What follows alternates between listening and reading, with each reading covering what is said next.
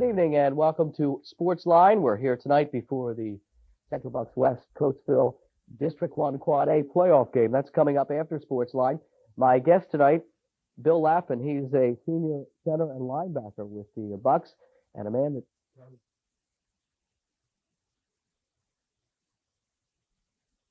football coach. We're going to talk about the playoff game coming up. We're going to talk about the West Coatesville game and a little bit about the Bucks season. And your phone calls are welcome. So if you have questions for either of these gentlemen, please dial up and we'll get to them right away on Sportsline. All of that coming up in just a moment. For years, the friendly and knowledgeable staff of Gem Jewelers has been helping you select the finest jewelry for all of life's important events. Now, Gem Jewelers has moved both of their stores to one expanded location on Route 611 at Bristol Road. Inside, you'll find a spacious new showroom with one of the largest selections in the area. You'll find great values on their large selection of diamond engagement rings, watches, and designer jewelry.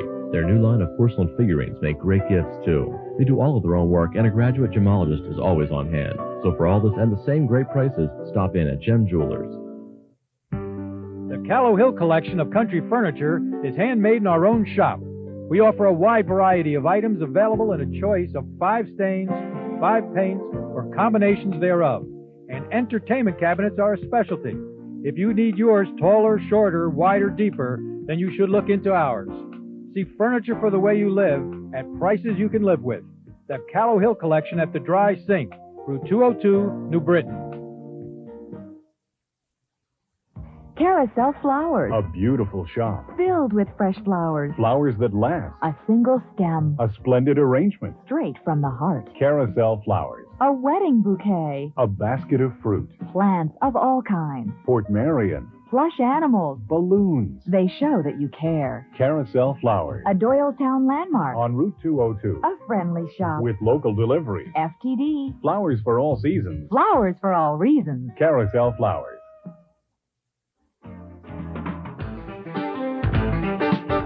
We're back on Sportsline. Bill Lappin and Mike Carey are joining me. Bill is a senior center linebacker on the West team, and Mike Carey, the assistant head football coach. And let's start with Bill.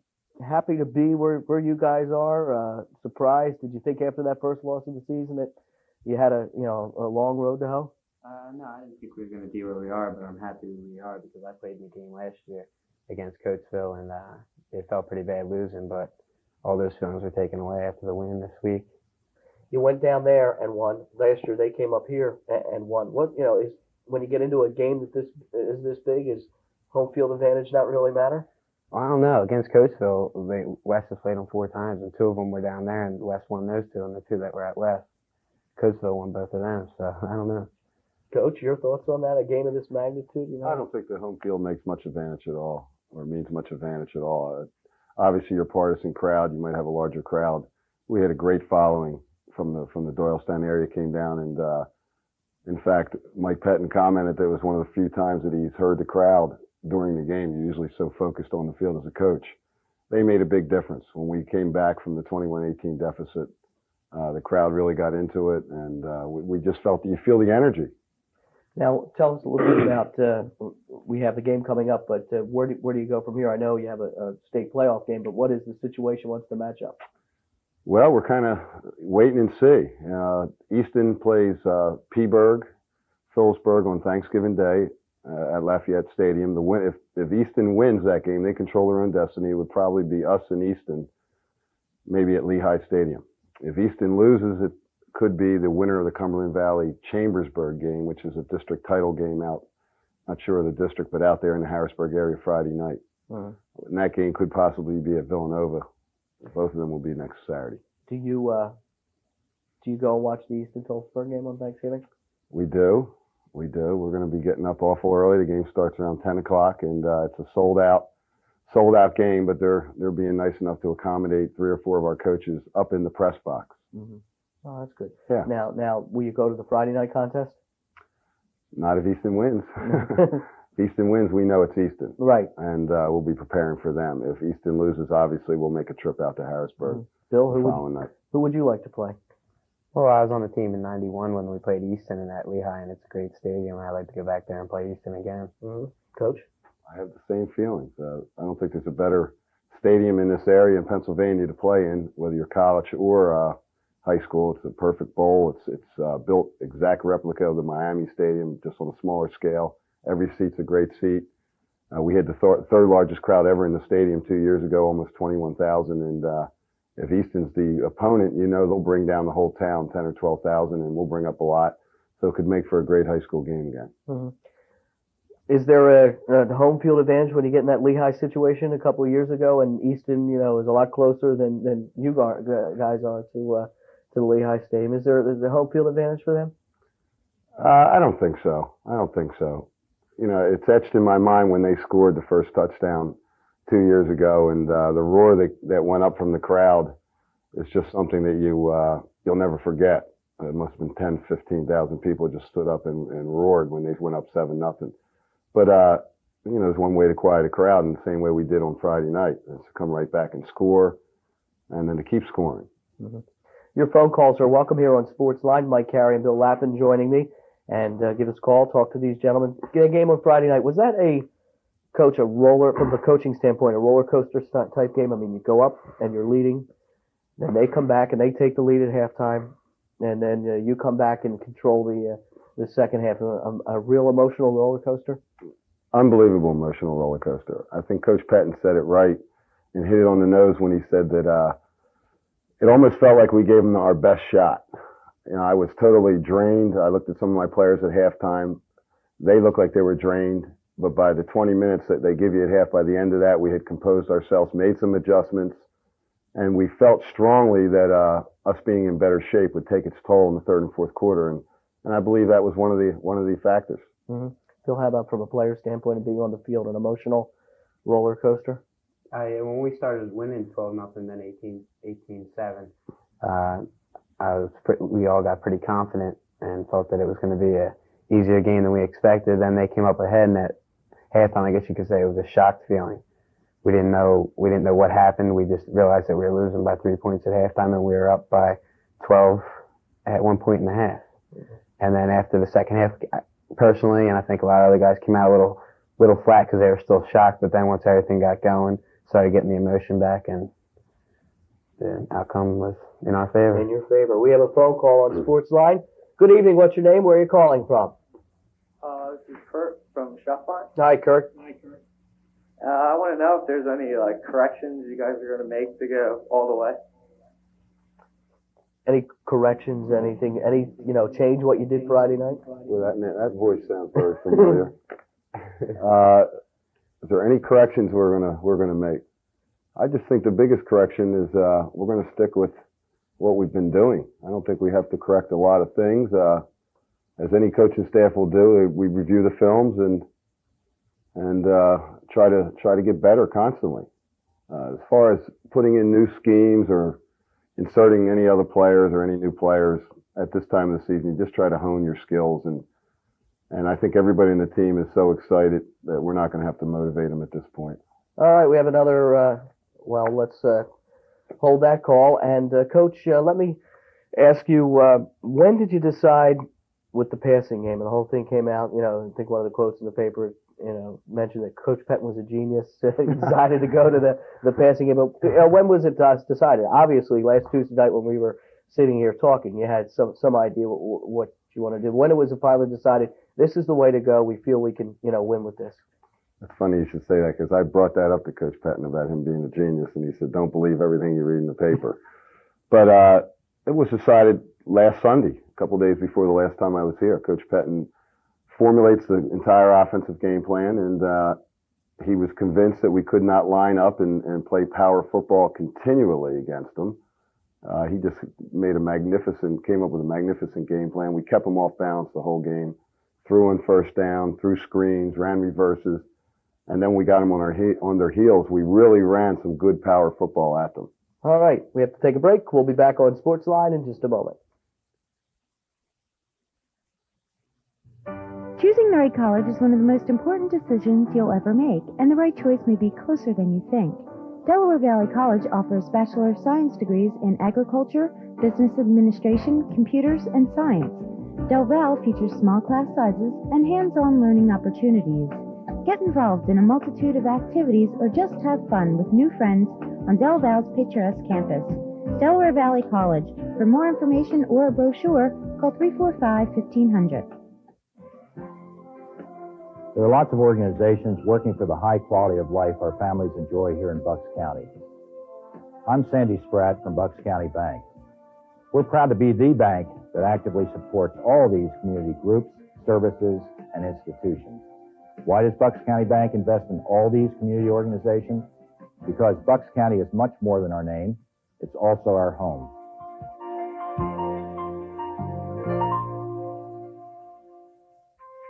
This is a pre-owned Mercedes-Benz.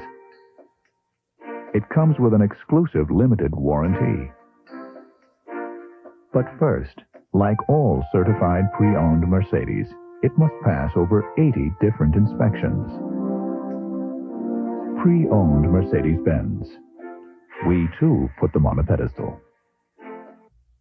For quality and selection, see Keenan Motors on Route 611 in Doylestown. Back on Sportsline on this Tuesday evening, Bill Lappin, the senior linebacker and center from Central Bucks West, and also Mike Carey, assistant head football coach. Joining me this evening, we have a phone call. Let's go to the phones. Good evening. You're on Sportsline. Where are you calling from? What's your name? Tom from Chalfont. Hi, Tom. Great game on Friday night. I got a question for you. I'm sure the Easton coaches were scouting that game last Friday night, and I don't think you're going to be able to go in and surprise them with another 190 yards passing. What do you have up your sleeve for Easton? And so far, Coach, from what you've read about or any advanced scouting reports on Easton, do they have as big as a team as the one you played 2 years ago? And do they have any Warren Gaddy types, real fast, decent size, and Division I prospects? Well, I'll start out with the first part of the question. We've already looked at a little bit of film on Easton.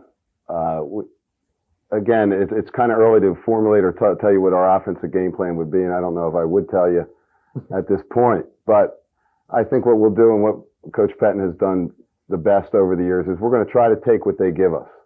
I'm sure we'll go in there with a well-rounded attack.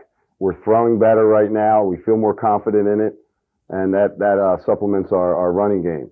Easton has got just a huge offensive team again. They have a 300-pounder playing offensive tackle, a 300-pounder playing offensive guard. They have a tailback that has 1,600 yards rushing, a quarterback that's thrown for over 1,000 yards, and they're 10 or 11-1. So they're going to be a formidable foe if they win on Turkey Day. And that's going to be a tough game because they're coming back with just 4 days rest. Thank you very much for the call. We have another call on Sportsline. Good evening. What's your name? Where are you calling from? Hello? Is our caller there? Okay. Coach, what was said in the locker room at halftime that got the team back on track? I would have loved to have been a fly on the wall. Well, there wasn't a lot of the Gipper type talk there. We didn't go in there and rant and rave. We were composed. We met as a coaching staff. The big part of the meeting was my end of it. It was how were we going to stop Coatesville the second half? I felt we gave them our best shot, and they had two running backs that were over 100 yards at halftime. We did make some adjustments. This year, as opposed to last year, we had different personnel on defense, keying on individuals as opposed to just playing a scheme and going for the ball. We took our defensive ends who were keying on the fullback, put them on the tailback. And we just told our guys and appealed to them that we had to tackle better. That was one of the key reasons, is we were just missing tackles.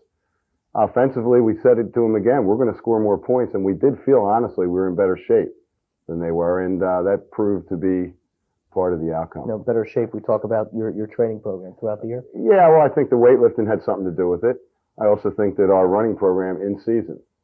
This young guy next to me is one of the leaders on the team, and constantly when we run after practice, he's always kidding me, trying to get me to give him one less 100 or a less sprint. But we run hard during the season, and we feel at this part of the season we're in real good shape.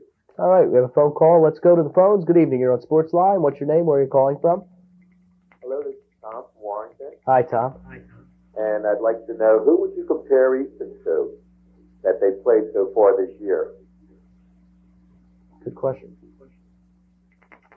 Who would I compare Easton to? Very similar to a Council Rock team. as I said to Bill coming up, they do a lot of the stuff that Council Rock does, a lot of the misdirection, a lot of the flood patterns, a lot of the double and trip sets where they put 2 and 3 receivers out to the side, but on a bigger scale physically. More of a pounding type offensive line. As I said, they're huge in the offensive line, 2 300-pounders, a couple other 235-pounders, and big fullback and big running back. But I'd say they're similar to Council Rock, very well coached and very diversified offensively. Thanks for the call. We have another call on Sportsline. Good evening. What's your name? Where are you calling from? Yes, this is Pat from Chalfont. Hi, Pat. Coach Carey, I'd like to talk to you about the turnaround that happened over maybe the last 8 weeks of the season. About 8 weeks ago, the offense was inconsistent at best. The defense, although solid, was still letting up an occasional big play. Perhaps you could touch on what led to the second round of the playoffs, personnel changes, or anything else that allowed West to take off like they have. Well, I think the key thing that I could say that stood out was that just that we continued to work on the basics and just strive to get better offensively. We expected to have a good defensive team this year, and I feel very strongly that for most of the season we played very, very well defensively. We had our occasional lapses, and I think that had to do with injuries. We were hurt up the middle at times. Some of our key people defensively missing. We started a couple sophomores in there, and we got hurt sometimes up the middle. But defensively, I thought we did very well. Offensively, it was just a matter of sticking with what we have done throughout the years, and that's for each individual to try to get better, and then to mesh as a unit. And we hit a lot during the week. We scrimmaged a lot during the week, which we don't usually do, and you risk a chance of having somebody hurt and getting injured. As Bill will tell you, we ran some 60 and 70 play offensive scrimmages almost weekly because we felt the offense needed more reps. And as our quarterback and our running back got better, and the 3 or 4 new offensive linemen got better, so did the offense. And I think right now we're working on all cylinders. Okay, thank you very much for the call. Bill is one of the team leaders halftime of that ball game. What did you say to the players? What did the players talk about? Realizing you had the lead, now you were behind. Well, I said something, but I didn't really say much because everyone realized what happened and everyone realized what they had to do.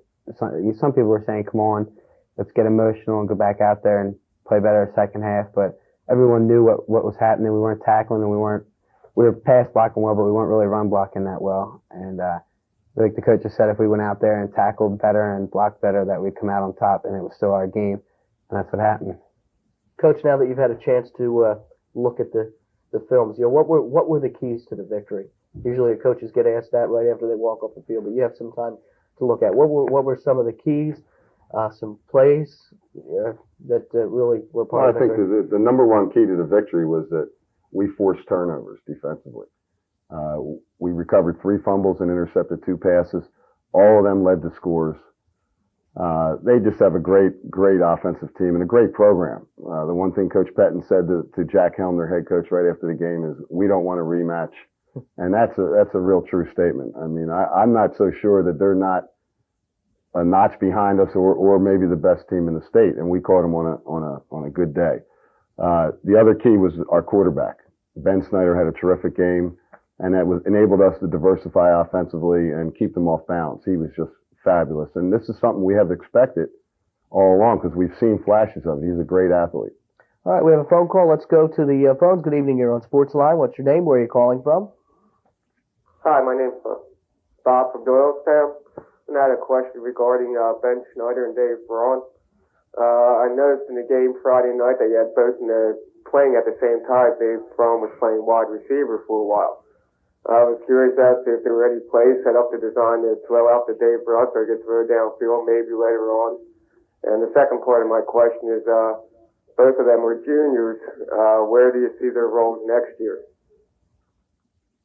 Well, answering your first part of the question, that's I'd have to say that's something the defense has to worry about. When Dave's on the field, he's got a great arm. And I don't know if there's anybody in the Suburban one that can match his arm for arm strength. We feel that we have to get him on the field in certain situations because he's a very good athlete. He catches the ball also. But yeah, that's something. Throwing the ball to Dave or pitching it to Dave, other teams defensively are going to have to worry about that. They both are juniors, and it's a luxury having them back next year. There's without a doubt Ben's our number one quarterback, but David can play a multitude of positions from running back, tight end, wing, split end, and also many positions defensively. So I see both of them playing a big part next year. All right, we have another phone call. Let's go to the phones. You're on Sportsline. What's your name? Where are you calling from? Hi, this is Tez from Doylestown, and this is for Coach Carey. You were just saying recently that you're going on all cylinders right now. What do you do for the team since you have a 2-week layoff to get them ready for a game on December 4th? Rest. First thing we do is we've given them a couple days off. It's a well-needed rest. We all have used it and enjoyed it, and it couldn't have come at a better time. It was a long season. As you know, we played Pennsbury, Council Rock, and CB East the last three weeks of the season, and that type of schedule will beat you up. And then we went into the Coatesville game and just played an emotional game. So we've given them some time off. We were together today for a while and last night, but nothing physical at all. Just some work on the blackboard, watching some films. We go back at practice tomorrow. We're off on Thursday, obviously, and then we go Friday and Saturday. I think this will rejuvenate the young guys, and we're real excited. That's the one thing I can tell you, and the whole team is we're extremely excited to be in this position, and we hope to make the best of it. We know there's a lot of people in Doylestown that are behind us, as was evident by the crowd that came down to Coatesville. All right, another call, quick question. You're on Sportsline. Good evening. What's your name? Where are you calling from? This is Sharon from Chalfont. My question is, does a successful JV program guarantee successful future varsity programs? The reason I ask is because you see a lot of high schools with winning JV teams but losing varsity teams. That's a great question. Good question. Our philosophy at West is not to worry about the wins and losses with our sophomore or JV team. That's something Mike Patton has done for 25 years. And again, our philosophy is a JV team and a sophomore team is to get everybody playing time. And if you win, fine. That's secondary. We're trying to develop experience. And if you've ever been out to one of our sophomore or JV games, we alternate people quarters. We try people at different positions. Sometimes a guy will be thrown in like I was when I played for Coach Patton. I was a tight end as a sophomore. He told me one week I was going to be a center. Without any practice, threw me in. I was a starting center in a JV game. They're the type of things that we'll do. All right. Good answer and good question. We'll be back on Sportsline in just a moment.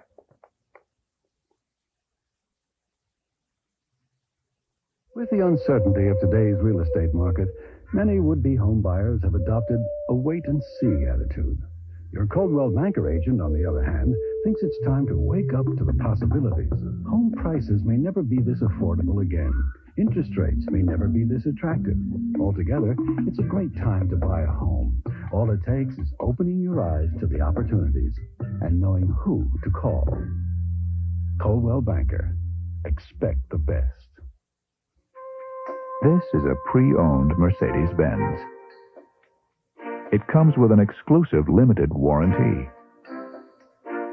But first, like all certified pre-owned Mercedes, it must pass over 80 different inspections. Pre-owned Mercedes-Benz. We, too, put them on a pedestal. For quality and selection, see Keenan Motors on Route 611 in Doylestown.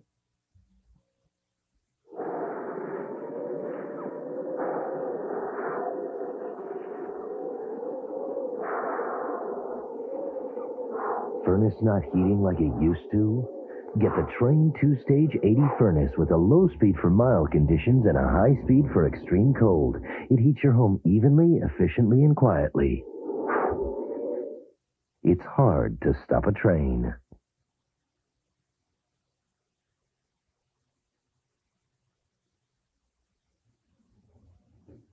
Back on Sportsline on this Tuesday evening, the game is coming up, West and Coatesville, courtesy of Suburban Cable TV in Coatesville.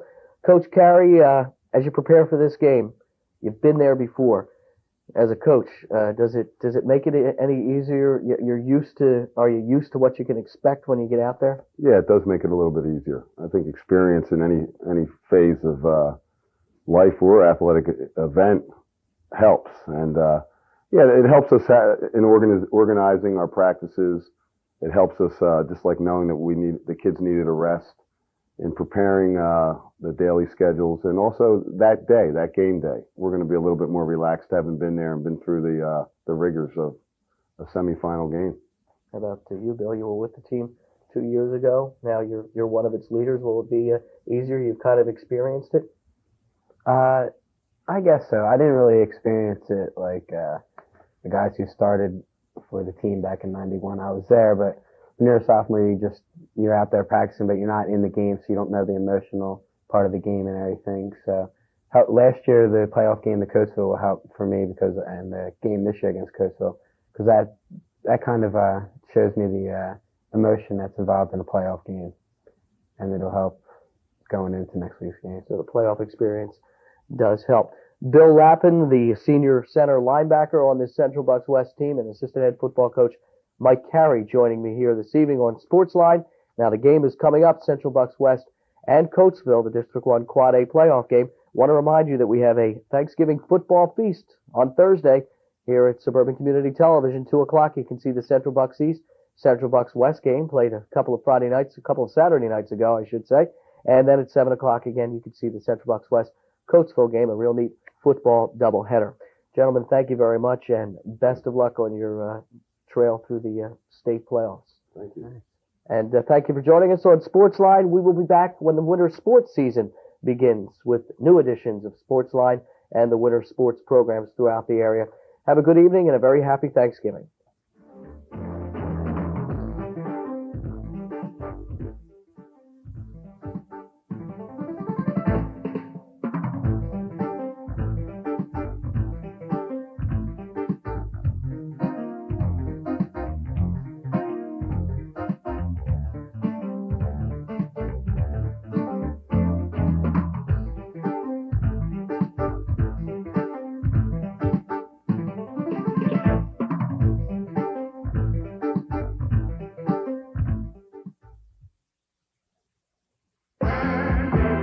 It's hot and it's happening. It's sounds of the 70s, the biggest, hottest collection of 70s hits ever. Get the hottest songs of 1979, more than 1 full hour of hits for only $9.99 on compact disc or cassette.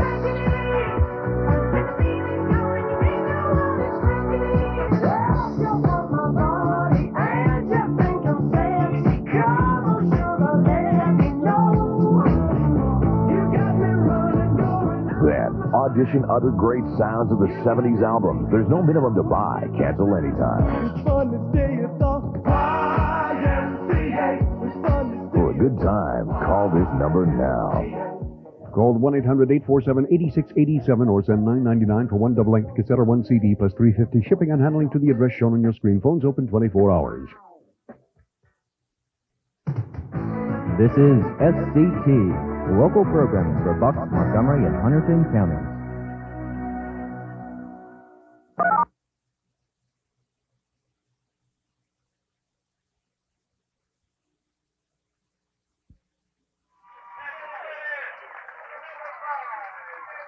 We're here tonight for the PIAA District 1 championship game for Quad A. The host, Red Raiders, and the Bucks of Central Bucks West. And Mike, normally there's a lot of enthusiasm here, but tonight there's a special electricity in the air. You can feel it. Absolutely, Greg. This is big-time football right here. This is the playoffs. These are the people who are going to the next round of the regional finals to go on to the state championship. Both these teams are pumped. There's a huge crowd here on the Coatesville side, and a good-sized crowd over on Central Bucks West side. And this is the football game of the year. Coatesville is just being introduced there. The CB West was introduced first. And, Mike, let's talk about last year's game a little bit more. Up there at War Memorial Field, well, actually, we're going to have our national anthem. So we'll take a break, and then we'll come back and talk about last year's game. Coatesville and Central Bucks West for the district championship. Back after this timeout.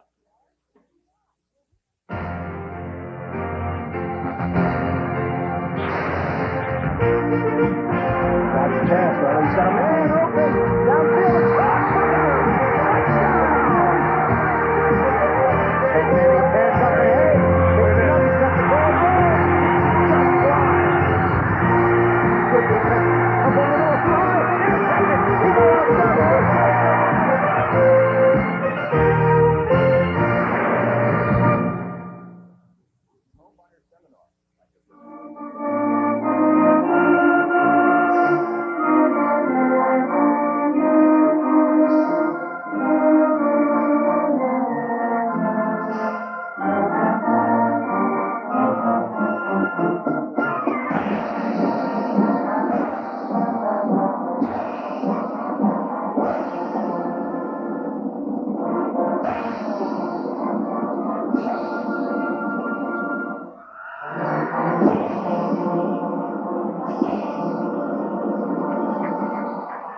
Like last year's game, the Bucks of CB West at home, heavily favored. They had won 64 of their last 65.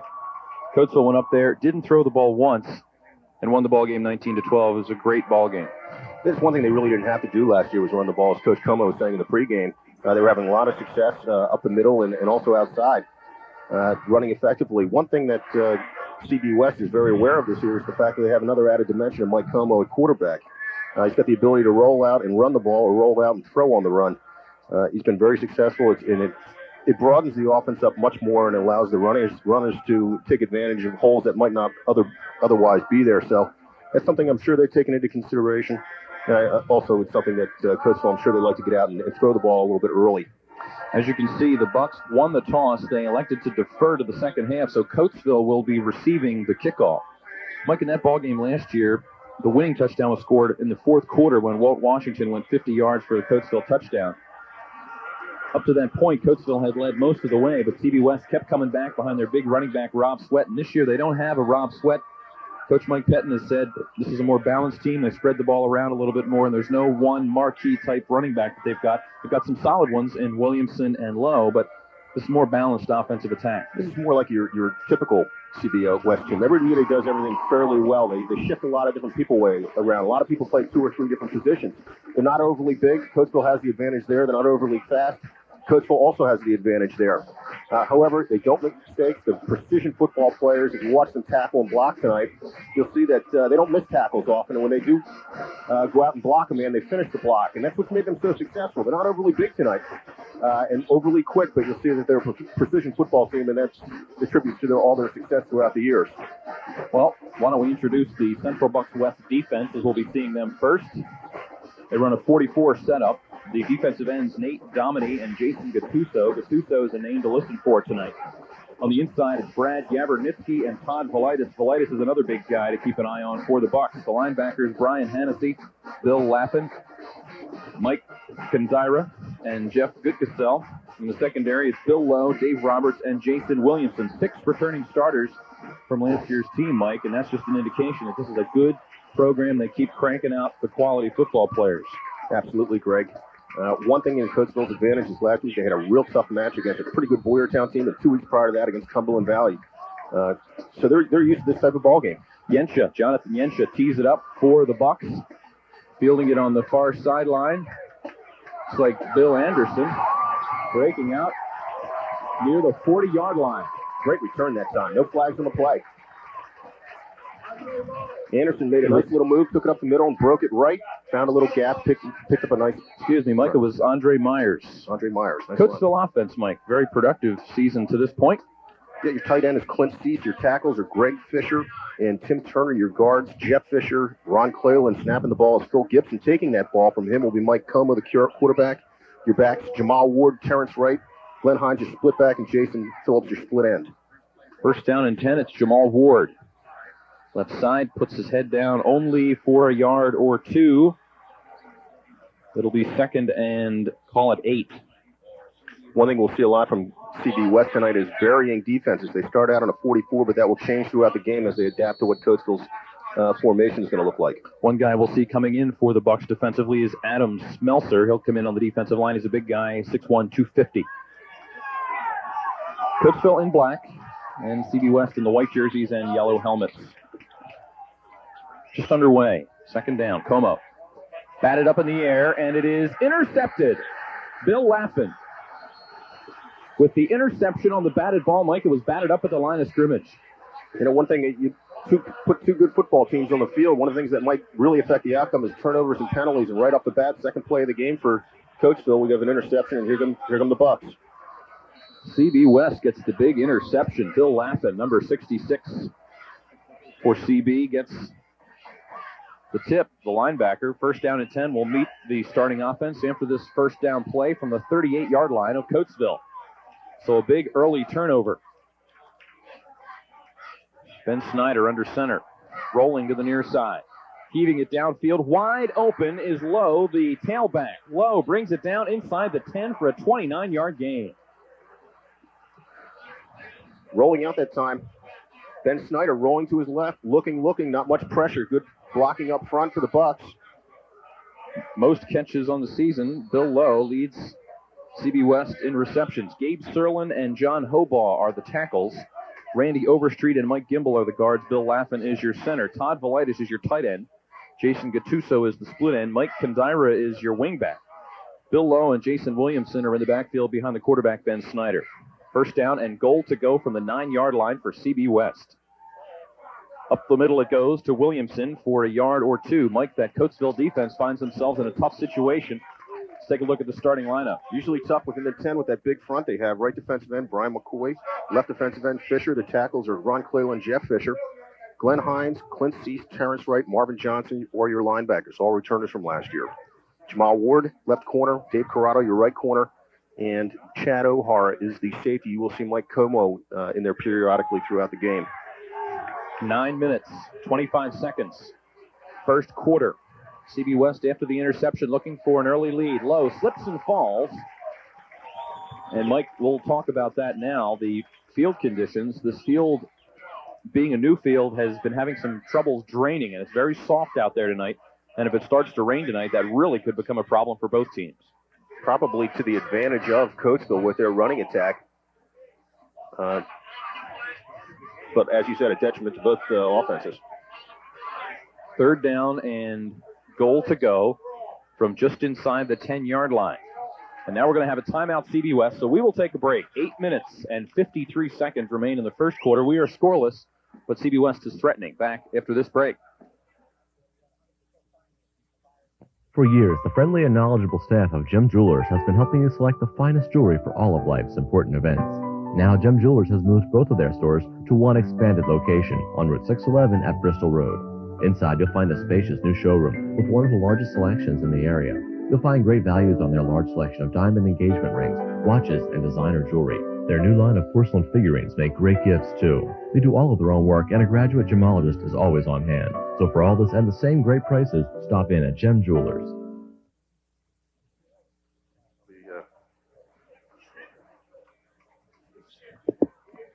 Back here at Coatesville, Mike, on that 29-yard completion from Snyder to Lowe. He's the leading receiver, and it looks like Coatesville's going to have to find a way to cover him coming out of the backfield, probably one of the outside backers, Johnson or Hines. They're going to have their hands full. Also, Bill Lowe's 5'8", 160, and as you saw on that play, he's got a lot of good speed, and the footing is tough out there, so it's going to be difficult covering these backs out of the backfield. Big third down and goal here. Coatesville digs in on the defensive line, as you can see, looking right down the line of scrimmage. And here come the Bucks. Ben Snyder, 6'1", 175-pound junior quarterback. The backs are split. That's Kandira in motion. Snyder looking. Corner of the end zone. All alone is Lowe. Did he stay in bounds? Yes. Wide open. I don't know who's got him coming out of the backfield. It's the second time he's been wide open. Somebody's blown a coverage there. Good job of Lowe that time to keep his feet in the end zone. So the Bucks strike first here at 8:47, first quarter, 6-0. After a turnover, interception, and two big passes. Jonathan Yensha will attempt the extra point. Kick is up. It is certainly long enough. It is no good, reminiscent of last year. 6-0. Central Bucks West with 8 minutes, 47 seconds to play in the first quarter. We'll come back to Coatesville after this break.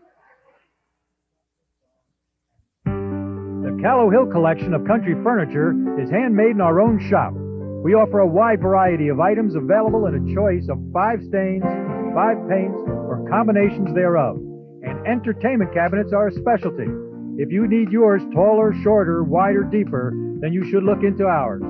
See furniture for the way you live at prices you can live with.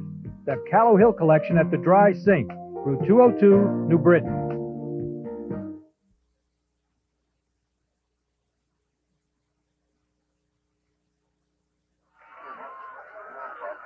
Well, Mike, CB West has jumped out to an early lead. It'll be interesting to see how Coatesville handles this situation. Last week against Boyertown, Coatesville fell behind 13-0 in the first half before turning it around for a 20-13 win. But this is the district playoffs. Yeah, that's a big key also. This is not Boyertown. This is CB West.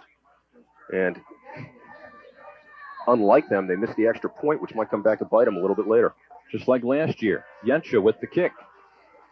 Fielded again by Myers. Andre Myers had a good kickoff return the first time. This time he's taken down at the 14-yard line. Early on, CB West is pumped. They are flying on the other side right now. Good coverage that time. Coatesville on the season has been slow coming out of the blocks. It is the second and third quarters they have put the teams away. 10-0 on the season, ranked number 3 in the state. CB West 9-1, that early season loss to Norristown 17-6. They were without their starting quarterback in that one, who had suffered an injury in the preseason. Up the middle, it's Terrence Wright for a couple. It'll be second down. Mike, Coatesville's going to need a big night from 23 coming out of the backfield. Yeah, they need to blow some holes, which they've had a lot of success doing this year between the tackles, with Terrence Wright just busting up there and picking up 4 or 5 yards at a pop and maybe breaking one, for a deep game, which he has the capability to do. I think they really have to establish that before they start throwing the ball too often, especially down 6-0. Excuse me, Mike. Coatesville's got the size advantage offensively and defensively as far as weight is concerned. Busted play here. Como's going to keep it. They'll pick up 3 or 4 more. Coatesville's got an 8-pound size advantage with their defense to CB West's offense, and a 16-pound size advantage per man. This is an average weight now against the CB West defensive line. Busted play that time. Ball was supposed to go. Jamal Ward, the second back, coming through. Tangled a little bit with Como. Como picked it up and still picked up a couple of yards. So a third down, call it 4. The ball's at the 21-yard line. Coatesville needs to get just short of the 25 for the first down. So it's really more like a long 3. Jamal Ward is going to pick up the first down, and up the middle he goes. And he'll be taken down at the 46. Good call that time gutsy call that time by Coach Helm. Second back through. Found a little gap, and you can see the speed of Jamal Ward right up the middle, right up the gut. 26 yards. He's out to the 47. And a first down for the Red Raiders. Right between the tackles on that one. So I'd really like to see the quarterback option a little bit more tonight. Get Mike Como out there on the wing, let him do a little running. 6:55 left, first quarter. Backs in the eye. Jamal left side. He is hit immediately and dropped behind the line of scrimmage. Bill Lappin again. Bill Lappin, one of their linebackers, left inside linebacker. Starter from last year, 6'2", 210 pounds. Off to a good start as you see Chad Ohar coming over to talk to Jack Helm. Just got back to the line of scrimmage, so we'll call it second down and 10, maybe 10 and a half. And again, you see the backs in the eye formation. It's going to be Jamal Ward. Ward drags a couple of tacklers forward for a couple. Mike, CB West is shooting through. Coatesville's not getting a chance to let the play develop. They feel like as soon as they get the ball, there are 2 defenders right on top of them. Coatesville wants to establish the run. They're going to have to give them a little more time to let the play start to develop. Absolutely, and one other thing you want to do, which they did right there, was they gave it to the first back through. That was Terrence Wright on that play. Start trapping them a little bit. If they're going to be overplaying the play, trap them and beat them that way. Yeah. Okay, third down and 6. The ball's right on the midfield stripe, as you can see, with 5:45 to play in the first quarter. Central Bucks West leading it 6-0. Possible throwing situation here. Como rolls. He's under pressure immediately. Looking downfield, throws across his body. He's got Glenn Hines wide open. It's caught at the 30. Hines steps out of bounds at the 28. That is a tough throw for a left-handed quarterback, Mike. Across his body to Glenn Hines. Yeah, real tough throws. Right across the body. He kind of floated it, but Glenn Hines was sitting there right by himself. 22 yards, and that's the one thing that Coatesville didn't really have in last year's game, was the throwing threat. Yeah, basically they bring everybody up, pinch the corners a little bit, bring the safety up a little bit further. They really weren't too concerned, but you can see now that they're playing back off it a little bit more. Second leading receiver for the Red Raiders, Glenn Hines. That's his 12th catch of the season. We've seen a couple big plays airmail tonight. First down and 10 for the Red Raiders with 5:31 to go in the first quarter. Here's a little suckered reverse type of play. Jamal Ward loses the football. Scramble for it. Who's got it? It looks like CB West has recovered it, and they have. Jamal Ward just lost the ball.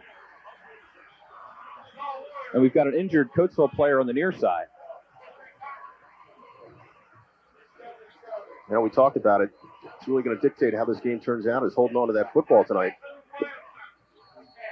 That is Jeff Fisher for the Red Raiders. We'll take a timeout. We've got 5:22 to play in the first quarter. Back to Coatesville after this word. Carousel Flowers. A beautiful shop. Filled with fresh flowers. Flowers that last. A single stem. A splendid arrangement. Straight from the heart. Carousel Flowers. A wedding bouquet. A basket of fruit. Plants of all kinds. Port Marion. Plush animals. Balloons. They show that you care. Carousel Flowers. A Doylestown landmark. On Route 202. A friendly shop. With local deliveries. FTD. Flowers for all seasons. Flowers for all reasons. Carousel Flowers.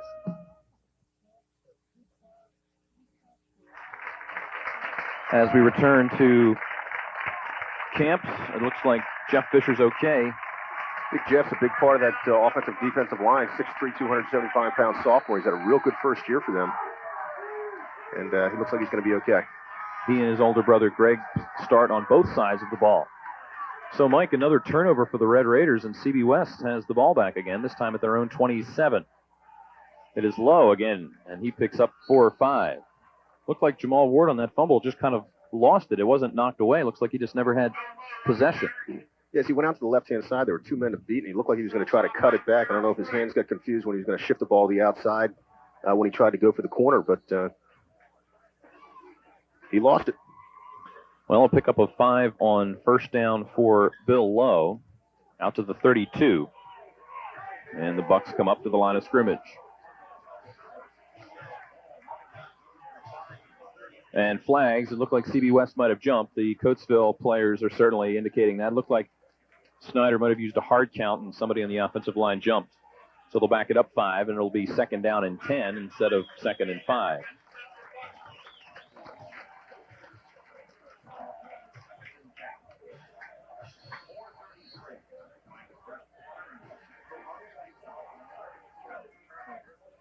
It's the type of game that we're going to see all the stops come out. There's no tomorrow, so plays that coaches have been holding throughout the season, we might see a few of those tonight, so we'll try to keep you aware if we can see them formulating. Back to the original line of scrimmage here, the 27-yard line, 2nd down and 10 with 4 minutes and 5 seconds to go in the first quarter.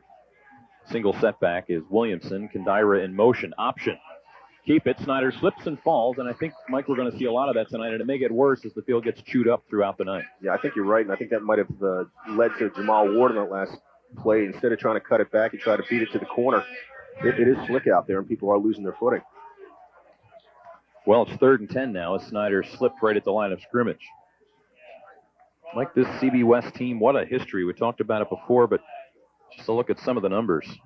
Mike Pettin, 26th year, 236 wins, 37 losses, and 4 ties. The worst year was 1969 when they were 5-5. Some coaches don't even have that as a best year. That's right. What a history. Snyder looking to set up the screen. He's got Williamson with 3 blockers out in front. And Williamson will pick up the first down and more. Down the sideline he goes. He's got 1 man to beat, and he's taken down. Nicely designed play that time. Let everybody in and hit him right on the side. Williamson takes it right up the right sideline.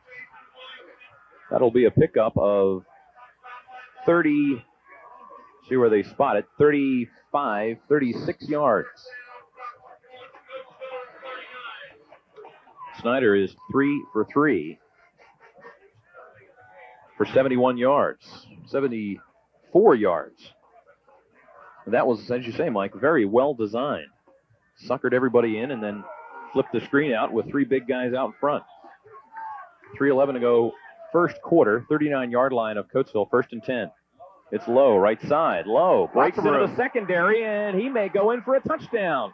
And he will. Glenn Hines can't get him. Touchdown, Bucks. Oh, boy. Shock City here. They are really blowing off that offensive line, too. That's not the first time that they're winning the battle up front right now. Bill Lowe with a 39-yard touchdown gallop, and Coatesville is back on their heels in the first 9 minutes of the first quarter. And again, that pass sets up the run nicely. Snyder throws for over 50%, which for high school is extremely good, and sets up the run very nicely.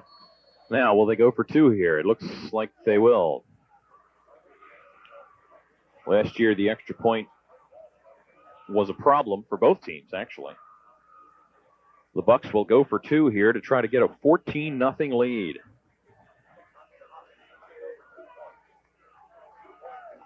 Snyder back to throw. Lots of time. Rolls. And it is incomplete, so no good. 12-0. 3:02 to play first quarter. We'll come back to Coatesville after this break. Choosing the right college is one of the most important decisions you'll ever make, and the right choice may be closer than you think. Delaware Valley College offers Bachelor of Science degrees in agriculture, business administration, computers, and science. Del Val features small class sizes and hands-on learning opportunities. Get involved in a multitude of activities or just have fun with new friends on Del Val's picturesque campus. Delaware Valley College. For more information or a brochure, call 345-1500. Well, Mike, we see why Bill Lowe is the leading rusher and leading receiver on this Bucks team. Yeah, he has great speed. He really does. And as we've seen, real good hands. This is where good football teams make adjustments, though, and this is where you get a gut check, and Coatesville's got that capability. Well, Coatesville, 2 turnovers, and CB West has turned it into 2 touchdowns. Jonathan Yensha will kick it off again for the Bucks. Yensha bangs it. Ward. Is that Myers again? Looks like Myers again. He'll come out to the 29-yard line. Mike, Coatesville's got to hold on to the football. Yeah, that last drive, they were getting some nice gains, and that was Marvin Johnson, incidentally. Having their way on the ground somewhat. They have to go back and, as you said, hold on to the ball. They have to be happy right now to just have a nice sustained drive here if they can, and they need 7 here. First down and 10 to go with 2 minutes and 40 seconds left in the first quarter. Hines comes out to the bottom of your screen, and that's Wright and Ward in the I formation, and Terrence Wright breaks into the secondary. And down the right-hand side he goes, and he'll be taken down after a nice run. Nice hole that time on the right side between Ron Flayland and Phil Gibson. Blew one nice little hole right there, and you can see Terrence Wright has the speed to get through it and then get down the field pretty well. 35 yards for the big guy. And a 1st and 10. Mike, they did this last time with the Glenn Hines reception, and then they coughed it up. So Coatesville has been able to move the ball so far. They just have turned it over twice. Coatesville sideline getting fired up. The bleachers are rumbling. 1st and 10. Terrence again, and this time he will be wrapped up. Looks like Politis was there, and Williamson and Gattuso. Todd Velitis and Jason Gattuso are the 2 most heavily recruited Bucks this season. Got an official's timeout for an equipment problem. Yeah, big guy, 6'3", Velitis, 240, and Gattuso, 6'3", 220. We called their name quite a bit last year when these 2 teams played. Gattuso suffered an injury in that ball game last year, but he obviously has recovered completely. Wright got nothing on that one. It is 2nd and 10 from the 37-yard line. Minute and 40 to go in the first quarter. It has been all CB West taking advantage of 2. Coatesville fumbles. Ward up the middle. Squirts forward for about 3. It'll be 3rd and long for the Red Raiders. Taken down by Gattuso again. Be an interesting play selection here. Although I believe they probably obviously go for it on fourth down. They're down here at the 34-yard line. Little too far out of Ryan Primani's field goal range here. This would be a 50-plus, so that's not really an option at this point. But again, it's only third down with about 7 to go. Ward right up the middle, big hole. And Jamal Ward will go in for a touchdown. One thing Coatesville can do, they can strike right back at you, as they did there. Jamal Ward, you can see both hands on the ball once you get in the open on that play also. There he is, number 6, Jamal Ward gets some congratulations from last year's big guy in the ball game, Walt Washington. Coatesville graduate here tonight. 34 yards and a touchdown. Touchdown number 11 on the season for Jamal Ward, and now Ryan Primani for the extra point with Chad Ohar holding and Brian McCoy snapping it. It's a good snap. The kick is up, and it's 12-7. Big extra point. Coatesville back into it. 55 seconds left to go here in the first quarter. 12-7, Bucks back after this word. Serving the Bucksmont community since 1918, the lawyers at Power, Bowen & Valamont, located in Doylestown and Sellersville, want you to think of them first when you need a lawyer. Power, Bowen & Valamont can handle all your legal needs, including personal injury and medical malpractice, real estate, zoning and land development, corporate tax, divorce and custody, wills and estates, and criminal litigation. For 75 years, Power, Bowen & Valamont has made needing a lawyer a pleasant experience.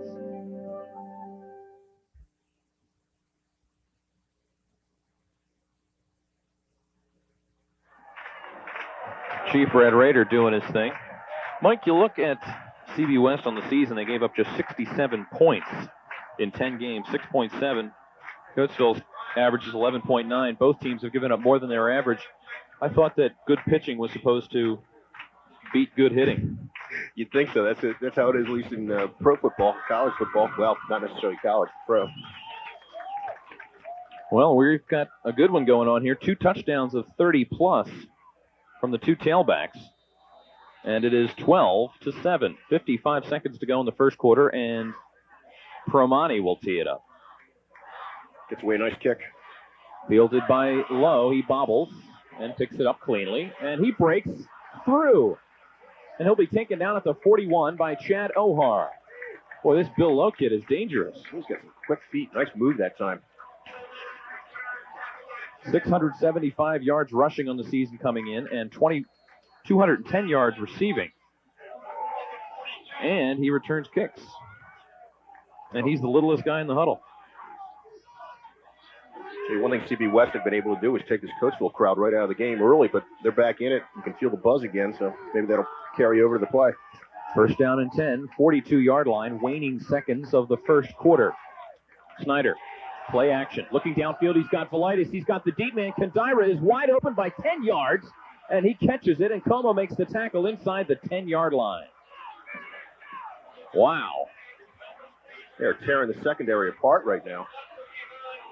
49 yards to Kandira. Mike, that has been the Coatesville Achilles heel all season. They have surrendered.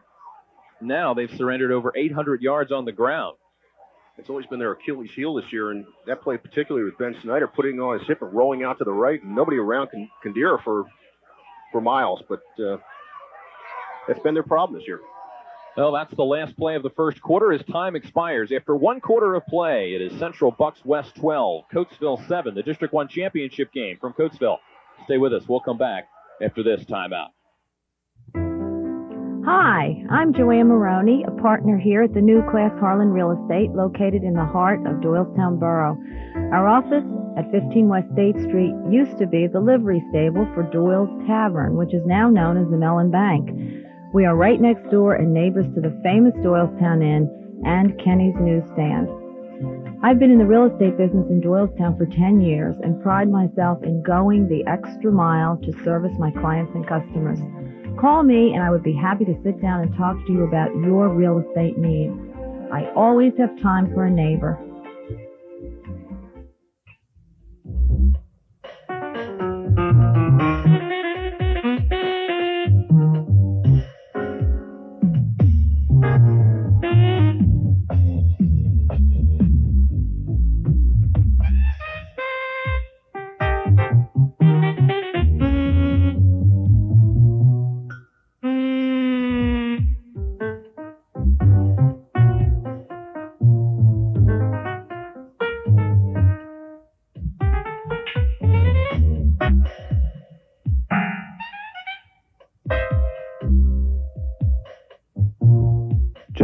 you're 75. Doesn't mean you have to feel as if you're 105.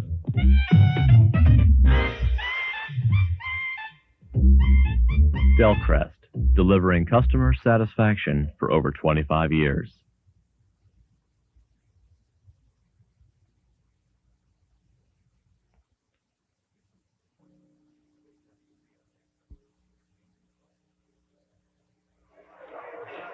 Greg Milligan, Mike McAleer, along with the Suburban 7 crew, bringing you live coverage of tonight's Quad A District 1 championship game. And so far, Mike, there's been a couple of things that stand out. 2 Coatesville turnovers, big pass plays for CB West, and Bill Lowe for CB West.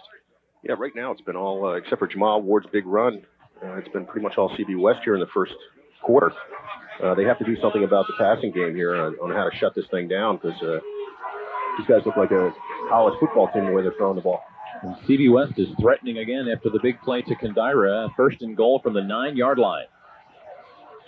Double shift for the Bucks. It's going to be Snyder on the keeper. He's got some room. He'll go in for the touchdown.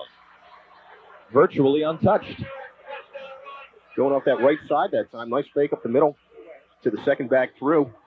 And good blocking on that right side. Linebackers couldn't get to the play. And we have a 18-7 game here, 11:56 left in the second quarter. Boy, oh boy. Didn't think we would see something like this. It's not a situation we're used to seeing at all, or anyone else here in the stands. Penridge is the only team that scored more on Coatesville during the season, and that was for an entire ball game. CB West has rolled up some pretty big numbers. They scored 35 against CB East last week. They beat William Tennant 50-0. They're going to go for 2 here again after they missed the extra point and then missed the 2-point conversion. And now there's a man open in the quarter of the end zone, and it's intercepted, and so it's no good.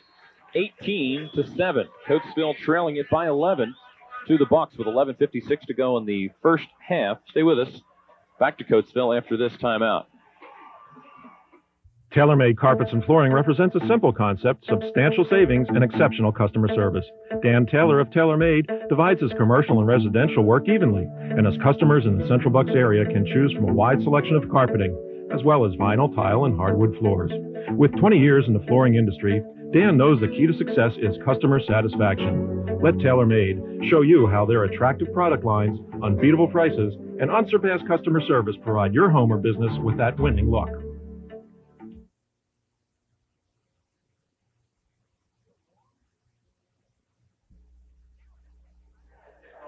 Like we've got a wild one going here, some big plays. Just like end-to-end fast break basketball. Yeah, we got a shootout here. Nothing that I don't think we were expecting. So I was expecting a fairly low-scoring game. Yeah. Like last year, some smash mouth between the tackle stuff, but CB West has just gotten things going offensively. Some big numbers through the air. 18-7, the Bucks lead the Red Raiders.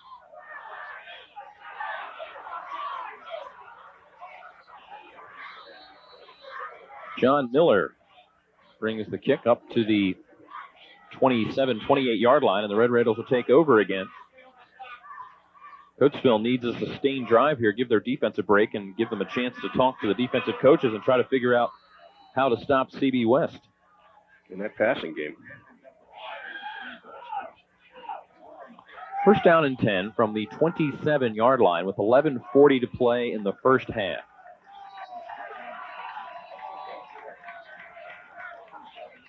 Como to Terrence Wright. Wright shakes tacklers, bounces out, picks up about 4. Second down, and we'll call it 6. CB West runs a 44 defense. They will shift it around. It's been mostly 44 here in the first half, though. Right now with 46 yards on 5 carries. Mike, we may see Mike Como go to the air a little bit more as this game progresses, especially being down by 2 touchdowns. Up the middle, it's Terrence Wright again, and Terrence will be close to a first down. Depends on the spot. Now, you don't want to abandon the running game quite yet. Still plenty of time left here in the first half, and they've been having a lot of success with it. A couple long runs by Jamal Ward, a couple long runs by Terrence Wright. So We will have a measurement here as the officials call time, and you see the chain gang coming out. We need the other end of that to get the measurement. And it is a first down for the Red Raiders.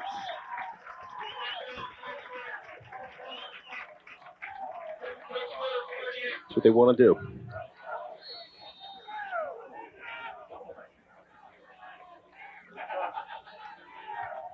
First down and 10 for the Red Raiders. The ball's at the 38-yard line.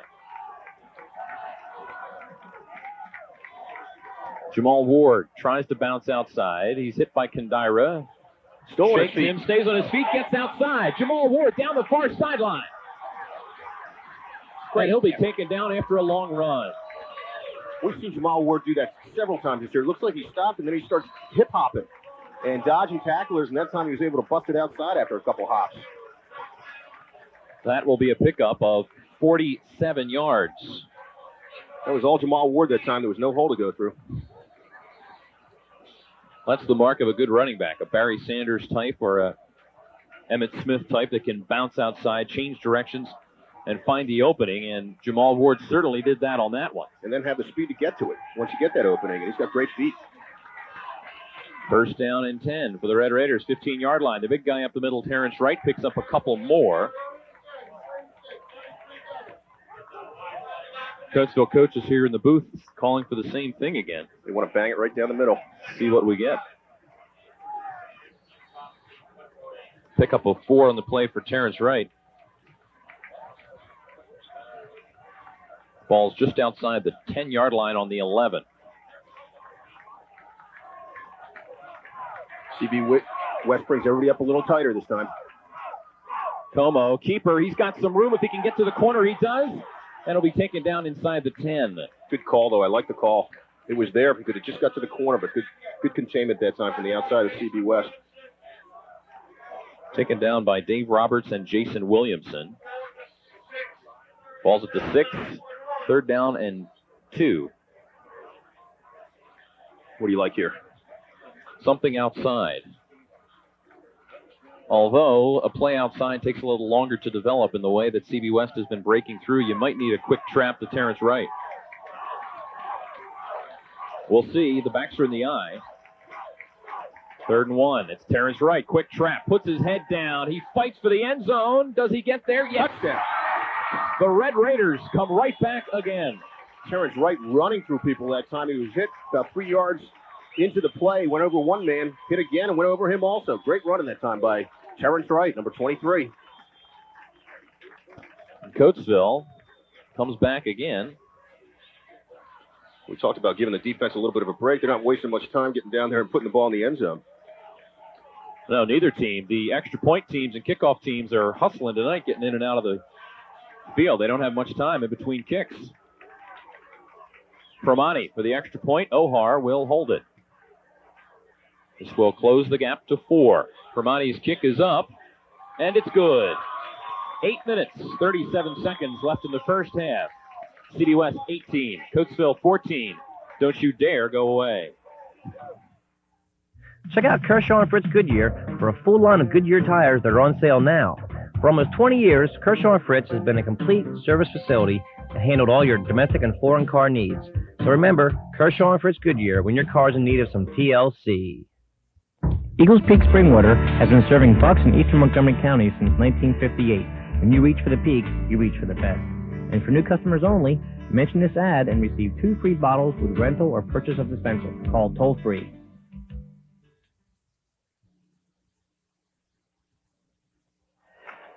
Mike, last year against CB West, Coatesville had 213 yards rushing in the first half. Tonight they've got over 150. Jamal Ward's got 117 of it on 7 carries. They're getting away with the run. Meanwhile, Central Bucks West, Ben Snyder 4 for 4 with a touchdown. He's close to 100 yards. Actually, he's over 100 yards in passing already. Yep. So we've got an offensive display. If you talk to the defensive coaches, they would say it was offensive, not offensive. What is the over-under here? I think they're probably over it already. Well over it. 32 points. Yeah. Well, we've got a nice night here as it is still dry. There's a bit of a breeze blowing. Actually, it's behind Ryan Primani. Breeze is blowing from right to left across your screen. So much so, in fact, that Ohar holds the ball on the tee, and now Primani's kick will go into the end zone for the automatic touchback. And the Bucks will take over at the 20. Great kick by Primani that time, just where he wanted it. Low line drive, they can't really get a good handle on it, and he got the nice roll. Red Raiders looking for a return trip to the Eastern Final. Central Bucks West 2 years ago was the state champion. So two very successful high school programs here. And Mike, this game was hoped for a number of years, as these have perennially been two of the powers in southeastern PA. Last year they finally got it up there at Doylestown. That was a dandy. And this first half, while it's been a different type of ball game, has been certainly an entertaining type slugfest. Absolutely. Backs in the eye here on first down. It is Williamson, and he picks up a couple. Clint Cease with a tackle there, shooting through from his left inside linebacker position. Pickup of 3 for Williamson, so it is 2nd down and 7. Mike Como is now coming in at safety. Chad Ohar shifted over to left corner. Dave Corrado on the right corner. They're going to give Jamal Ward a little breather here after all that running he's been doing. Coatesville has been shifting players in and out throughout the season in the secondary. Corrado, Ward, Ohar, and Como and Ward. Pitch to low. Right side, taken out hard. He'll be close to the first down. Looks like he'll have it. Another nice play by Ben Snyder that time. Good decision on the option play that time. He was looking to throw it possibly. The last second, he pitched it out to Bill Lowe. No, he didn't get it. It'll be short by about a yard. What do you call here, Mike, if you're CB West? I actually like the second back throw. I like to give it to Lowe again. He's had a lot of success. He's small, he's quick, and he's obviously very strong. 7 minutes, 55 seconds left first half, and no, that's not an earthquake. That's the Coatesville bleachers rumbling, and Alvin Jones doing his best up top to hold the camera still, but it's difficult standing on top of the press box. Everybody's in tight here on 3rd down. Up the middle it goes.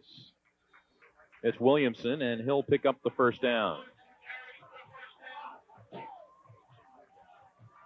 Nothing fancy there, Mike. Just smash mouth off the right side. You know, when everybody starts leaning a little bit possibly to Lowe also. You know, he's been their big gun so far. Williamson, a two-way starter. He just became the starter this year as he replaced Brian Hannessy as the starting fullback. They both have just over 300 yards rushing on the season, so they're pretty much interchangeable. He played in last year's game as well. Here again, Greg, we see the 4 wide receivers on first down, single back. 1st down and 10. Hines is coming.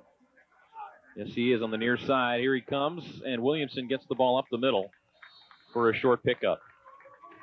And that's one way that you do kill it. If they're not getting pressure on the quarterback, and Snyder has had time to roll out and look for his receivers, you start letting one of those linebackers or one of the corners come in and cheat a little bit and go for a blitz. Rush them. We go under 7 minutes to play in the first half. Great crowd on hand here tonight. Quite a few media types as well.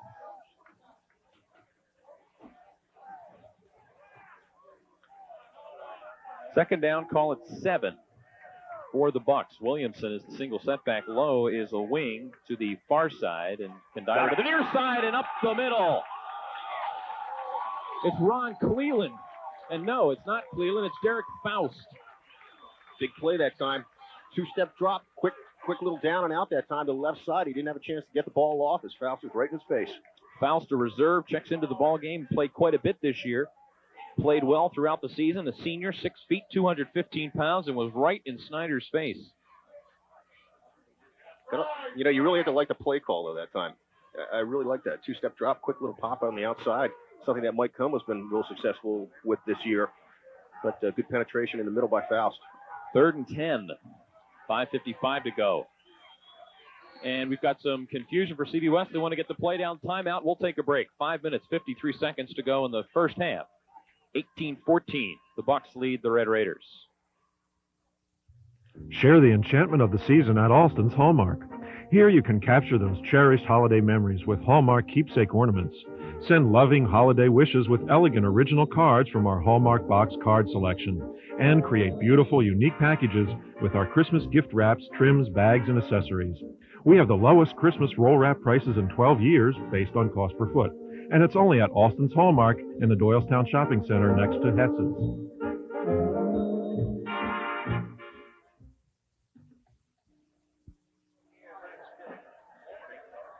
Greg Milligan, Mike McAleer, and the Suburban 7 crew. Big 3rd down and 10 play here. It is 18-14. CB West leading Coatesville. Seesaw football game here. Real exciting one. This could be the play of the first half right here.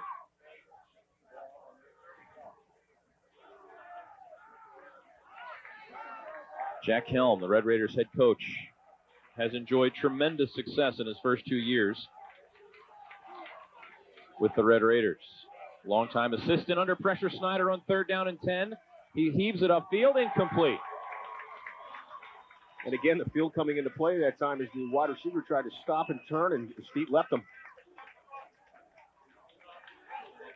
Good penetration that time by Jeff Fisher. He almost got to Snyder. And it is 4th down, and the Red Raiders finally hold. First incompletion for Snyder on the night. And it will be Jason Gamble to punt it away.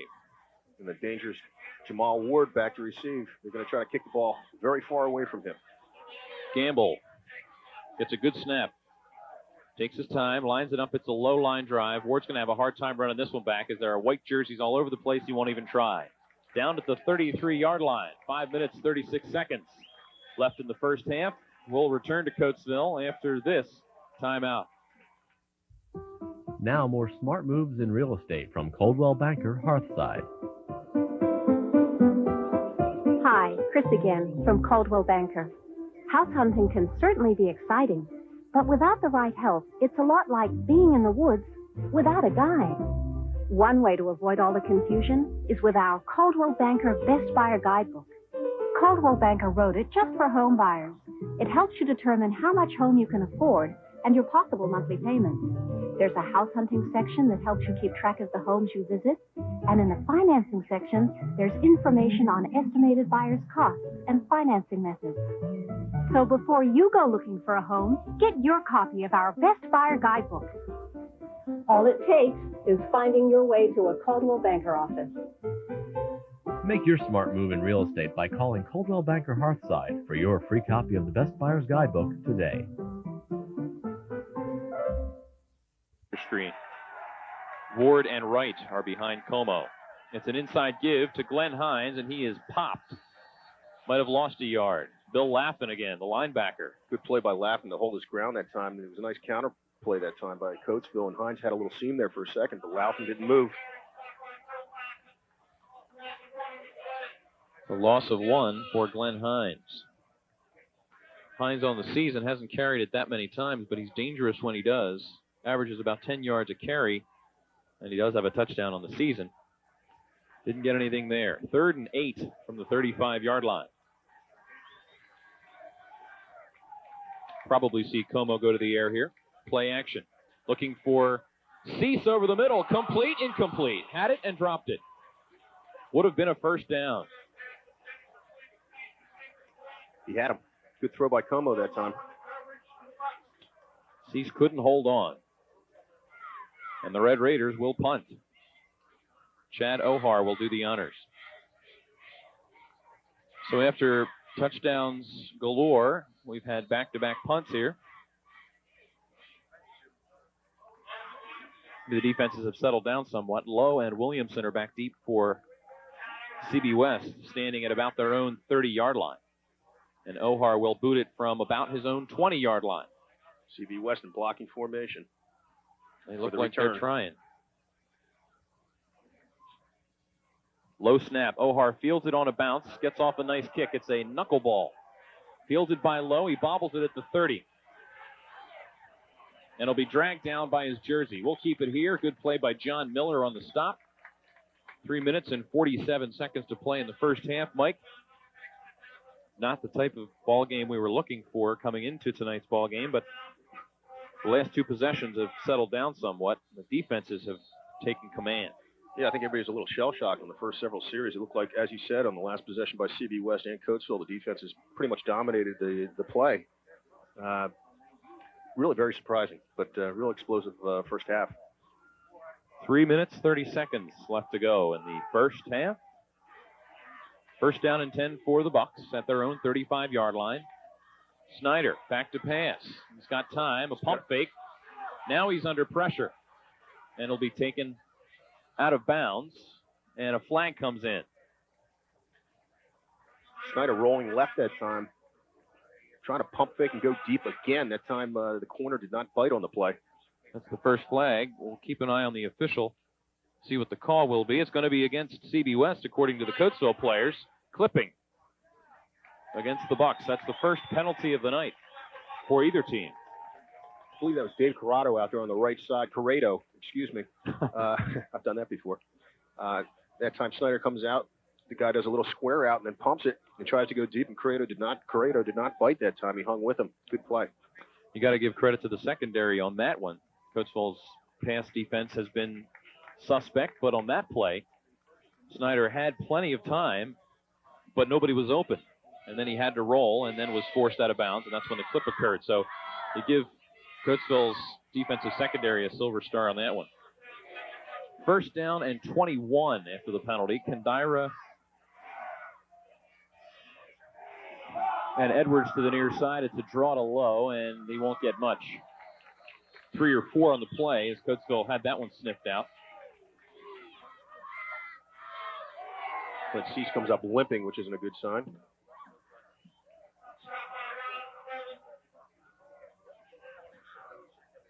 He's still trying to shake it off. You see him, number 35 in the middle there, and it looks like he's really hurting. I don't know if he's got a cramp or what. Pick up a 5 on that play for Bill Lowe. I don't know, Mike. He may have to come out of the ballgame. He looks like he can hardly stand up. I don't know. I think you might have to see a bone protruding to get him out of there. Yeah. Second and 16. Going to the Snyder. air. Setting up the screen again to Williamson. Too high, incomplete. Looks like Coatesville had that one better defended, but the pass was too high anyway. So it's 3rd and long now for the Bucks. And now we've got an official's timeout. Or is it?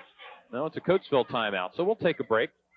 2 minutes, 23 seconds to play in the first half. 18-14 CB West. Back to Coatesville after a word from our sponsor.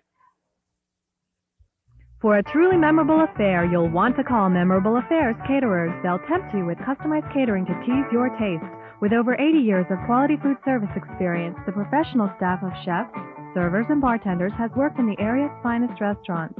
Their commercial kitchen is equipped to handle events serving 20 or 2,000, and every occasion is covered, whether it's a wedding, corporate lunch, an elegant dinner, or even desserts and coffee.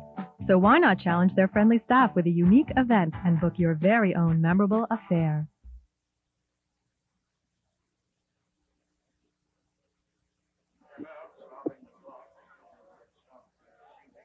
Two minutes, 23 seconds, as you can see on the scoreboard. 18-14 CB West. Coatesville in a position here to get good field position. If they're able to hold them here and get the punt, they should be in good shape. With still plenty of time left, 2:23.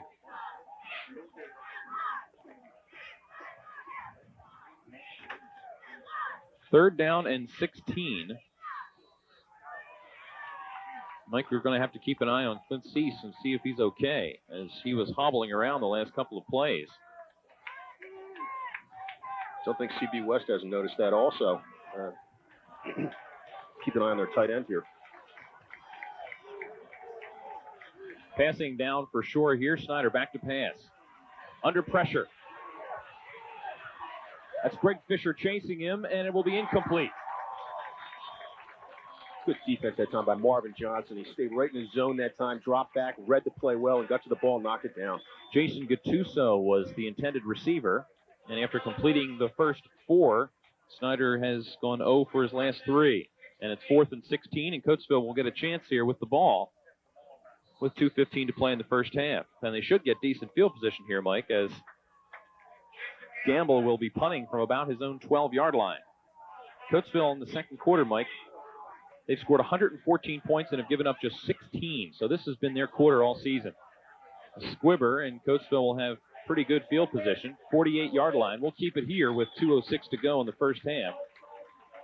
Mike, despite the fact that Coatesville they didn't look bad, but they had 2 turnovers and they fell behind early. They've got a chance to take the lead here. And if they can get a touchdown, take the lead going into the locker room, that would be an enormous boost for the Red Raiders. Absolutely, and also takes the wind out of CB West sails because they were playing so well in the first quarter and the first couple minutes of the second quarter, and all of a sudden, that Coatesville defense looks like it's stiffening up on them. Yep.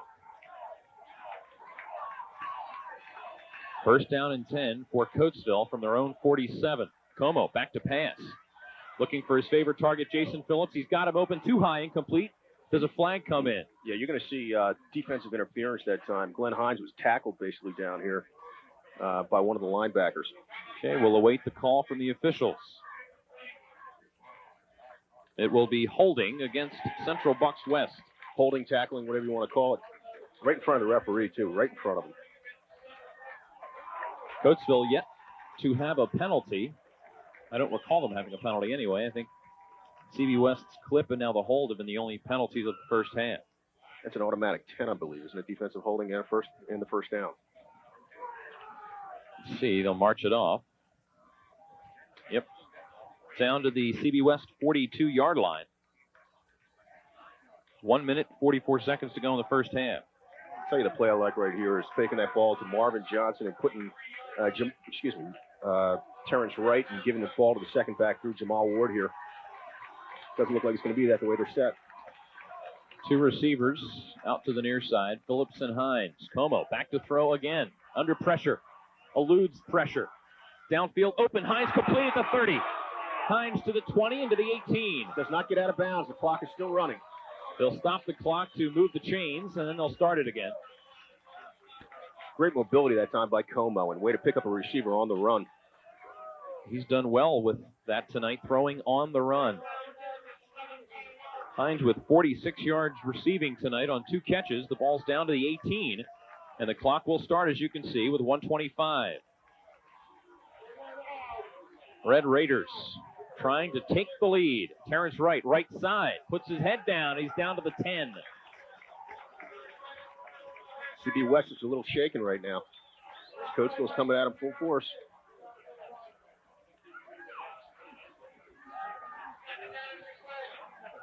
Pickup of 7 on the play for Terrence Wright, and Mike, you can almost feel the momentum turning. Second down and 3 from the 10-yard line. 50 seconds to go in the first half. It is Jamal Ward left side. He's down to the 5, and that'll be a first down.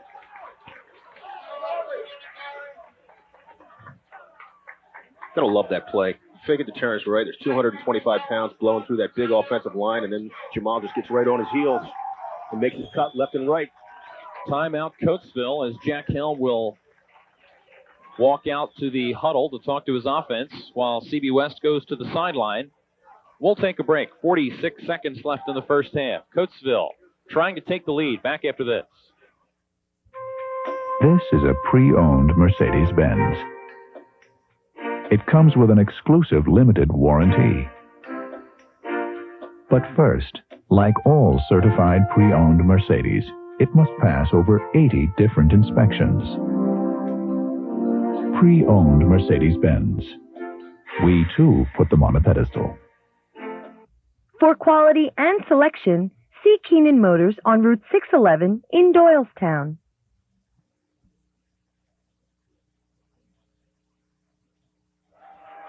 Greg Milligan, Mike McAleer, and the Suburban 7 crew. And, Mike, you see Jack Helm in there talking to the offense. What is he saying in there? Basically, they call it a freeze double, I believe. They start Terrence Wright right, fakes it to him. Como pivots and gives the ball to Jamal, coming the opposite way, almost like a crossbuck. Okay. One of the advantages of standing right next to the Coatesville coaches. First down and goal from the 5. Here it comes. They're going to go to Terrence Wright, left side. He goes in for the score. Terrence Wright for the touchdown. Boy, that's what you call real guts football right there. CB West sent really strong. They were heavily overloaded on the left-hand side, the left-hand side, and Coatesville ran it right at them. They put the tight end over there, Clint Susan. They ran it right up the gut. What a football game. And the Red Raiders have taken the lead. And we've got an injured player for CB West in the end zone. 42 seconds left here. Might be Bill Lowe. That would really hurt them. Don't want to Had a heck of a speculate. first half. No, that's not Lowe. Not sure who it is. Might be Dave Roberts.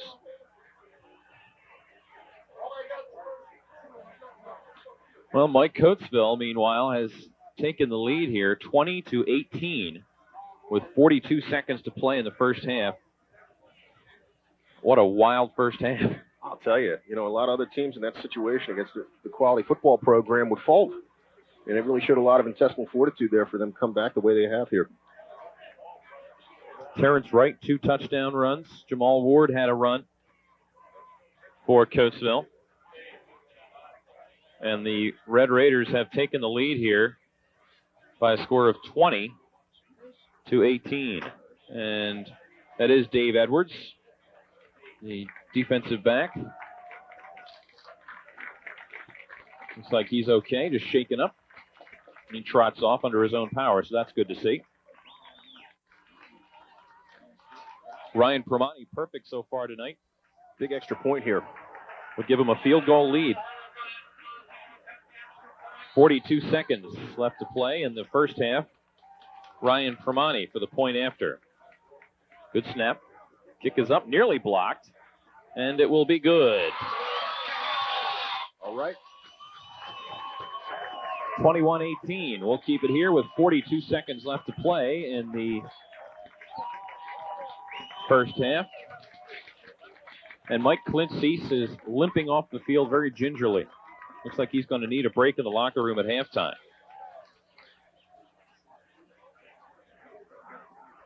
I think you said it. It's going to be extremely difficult to keep him out of the game. Becky Layfield will probably attend to Clint at halftime. He looks like he's just trying to walk it off as he walks down the sideline. Say one guy who we don't mention enough and probably should is Ryan Permani. He's had a real good year, not only kicking the extra points and he's had a couple key field goals, but also the kickoffs. Those low-line drives that are wobblers. He's had a lot of success with that this year. He's missed just 3 point-afters this season. He is 36. Excuse me, he's missed 5. 36 for 41. 42 seconds left in the first half. The Red Raiders took advantage of that good field position and get the touchdown. They lead it by 3 as we approach halftime here. Just 42 seconds left. CB West will have a couple of plays to run. And there you see Clint Cease hobbling over to the water cooler. Oh no, Mike, looks like some sort of lower leg cramp or an ankle. Try to get some word on that at halftime. Ohar will hold the ball on the tee with the breeze blowing at Permani's back. Permani nails this one. Williamson backs up to his 2. Williamson under some heat, and he's taken down at the 13. Good coverage. Coach still flying on that coverage. Andre Myers was there. John Miller again. Looks like Marvin Johnson as well. And we've talked about Johnson for a couple of years now, how he is always around the football. Clock will start. We go under 30 seconds to play in the first half. West may be content to kneel on it here as they're backed up in their own territory with just a few seconds to go in the first half. As a defensive back here, you want everything in front of you. The worst thing is let anybody behind you. Play them deep, play almost a little bit prevent here. They may, in fact, not even run a play as we're down to 8 seconds and ticking. And the flags come in for the delay. 7 seconds to play, and now we'll back them up 5. Clint Cease is sitting on the golf cart right now, and it looks like he's going to go into the locker room, and it looks like something with the right leg or ankle, Mike. Yeah, that is not a good sign. As he was standing over by the water cooler when he walked away, it looked like he was getting progressively worse. And that is indeed not good news for the Red Raiders. There he is on the golf cart. He'll be taken into the locker room for halftime. The Bucks will kneel down, and that is halftime. So the Red Raiders have come storming back with a 14-6 second quarter. And they lead it by a score of 21-18, but not a good sign. As you see at the tail end of the Red Raiders' procession into the locker room in the golf cart, Clint Cease being carted off. Looks like he's got the left leg extended. So we will try to get some word on that at the half. Stay with us. We're going to have the Red Raider marching band perform for you, but first we're going to take this timeout. Halftime, 21-18. Coatesville leads the Bucks for the District 1 title. Back after this timeout. Quality and trust. Using these guidelines, Suburban Auto Works is committed to repairing your car or truck to your satisfaction. With 24-hour towing and full-service collision center, Suburban Auto Works certified mechanics are qualified for any repair, including complex unibody repairs. With 25 years experience, the Mann brothers offer you the very best in quality, efficient body and trim work. And working with DuPont's Assurance of Quality program, their color matching system assures you of a tough factory finish. Suburban Auto Works, the assurance of quality for you. Chalfont's best-kept culinary secret is out. The roasted pepper is where to be for daily lunch and dinner specials, a salad bar, an everyday breakfast special for $2.95, and mouth-watering Italian dishes. The diverse homemade specialties include chicken and broccoli stuffed shells, crab meat or shrimp manicotti, and lobster, chicken, or shrimp fra diablo. A children's menu is also available, so before or after the game, do your appetite a favor and visit the Roasted Pepper.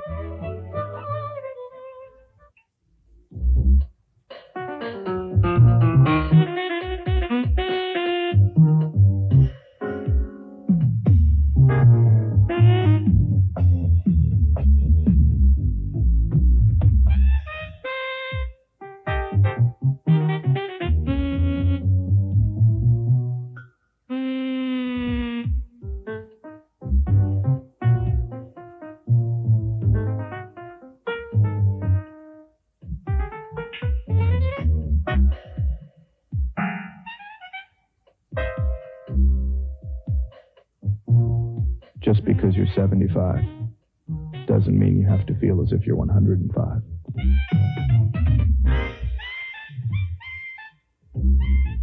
Delcrest, delivering customer satisfaction for over 25 years.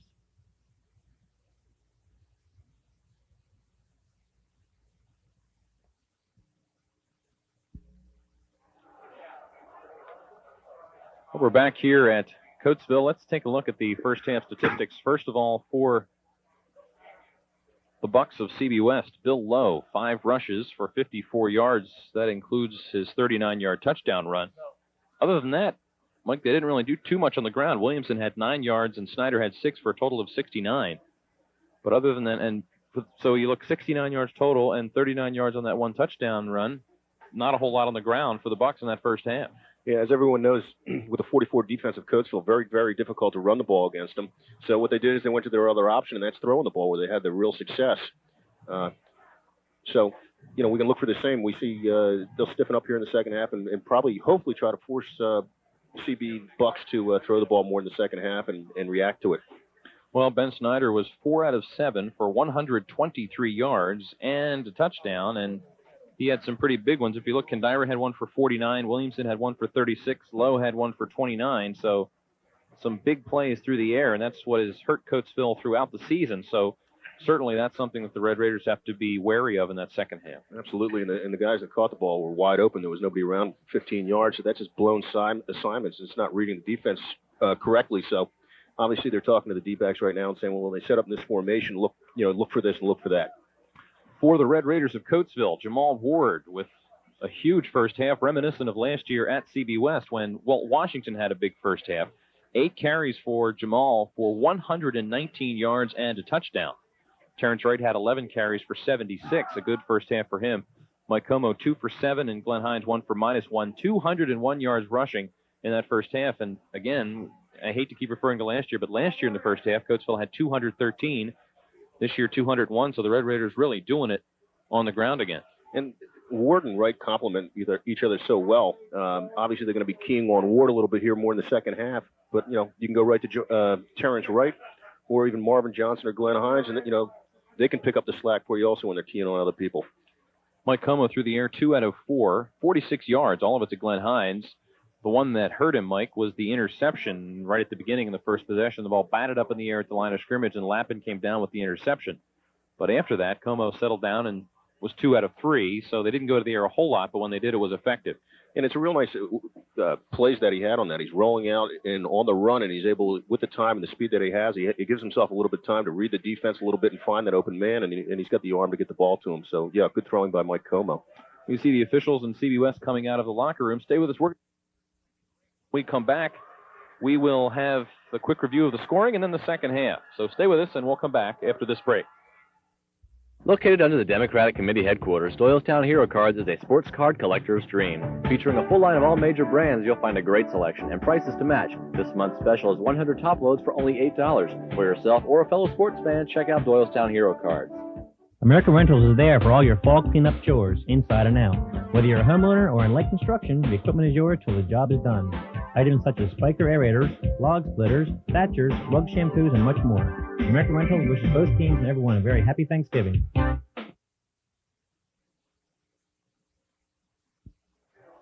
Back here at Coatesville, and Mike, we got some word from the Coatesville locker room as to the condition of Clint Cease. It sounds like he's going to be able to play in the second half. Yeah, they really didn't have a diagnosis exactly what the injury was. It was something to do with his left ankle. But according to some of the coaches here, they're wrapping it. He's ready to rock. Getting that word from Tom Wolf up here in the press box. Should be a real good second half. I think Coatesville has to be happy with the way the ground game went and go right back to it. See what kind of adjustments CB West, and then work off it from there. As long as it's still working, you stick with it. Defensively, just stuff that run and look to play good pass defense. Well, let's review the first half scoring, as there was quite a bit of it, especially in the first few moments of the game, as Bill Lowe caught a 9-yard touchdown pass at the 3:13 mark of the first quarter, which made it 6-0 as CB West missed the extra point. About 5 minutes later at 8:58, Bill Lowe from 39 yards away went in for the touchdown on the ground. They went for 2 and did not get it. Coatesville got on the board with 55 seconds to play in the first quarter at 11:05. Jamal Ward from 34 yards away. The point after was good. It was 12-7 after one quarter. But 4 seconds into that second quarter, Ben Snyder on a quarterback keeper went in from 9 yards out. It was 18-7. And Mike, really, if you look at it, that was probably the low point of the first half for Coatesville. First play of the second quarter, and they're behind by 2 touchdowns. Yeah, CB West was doing everything they wanted to do. They were running a lot of different formations on that particular touchdown run. Snyder faked it to the first 2 backs and stuck it on his hip and took it around the corner, pretty much untouched from, as he said, 9 yards out, and they were having their way with it. Terrence Wright, 2 touchdowns after that. 6-yard run at 3:23, and then a 5-yard run in the final minute of play in that first half, and it is 21-18. And Mike, the difference on the scoreboard, 3 extra points for Ryan Permani. Absolutely, and CB West has to be kicking themselves. That first missed extra point, and then the missing the 2-point conversion on the second touchdown. And this game has a whole new look to it. Field goal to tie, and the wind's taken out of it right there. Captains coming out to midfield. Clint Cease and Mike Como for the Red Raiders with their backs to you in their black uniforms. Todd Velitis, Jason Williamson, Jason Gattuso, and Mike Kandira for the Bucks in their white uniforms. CB West won the toss in the first half. They deferred to the second half. And you see Coatesville selecting which way they would like to go. Coatesville will go right to left, the wind at their back in the third quarter. CB West will receive. Interesting, Mike, with the decision up to Coatesville to choose directions. They picked the wind in the third quarter, not the fourth. And that might get back to the fact that they've had a real good time with defense in the third quarter. They've only given them 13 points in the third quarter throughout the whole year and have scored 67, so I think that obviously has something to do with it. Okay, well, I'm ready. You're ready. The guys are ready. Let's go. Should be a very entertaining second half. We had a lot of fun in the first half, 21-18. This one should go right down to the end. It could go down as one of the best games that we've seen all year. And another thing that Coatesville's always done very well is they're a great second half and especially third quarter football team when it comes down to analyzing what the other people are doing.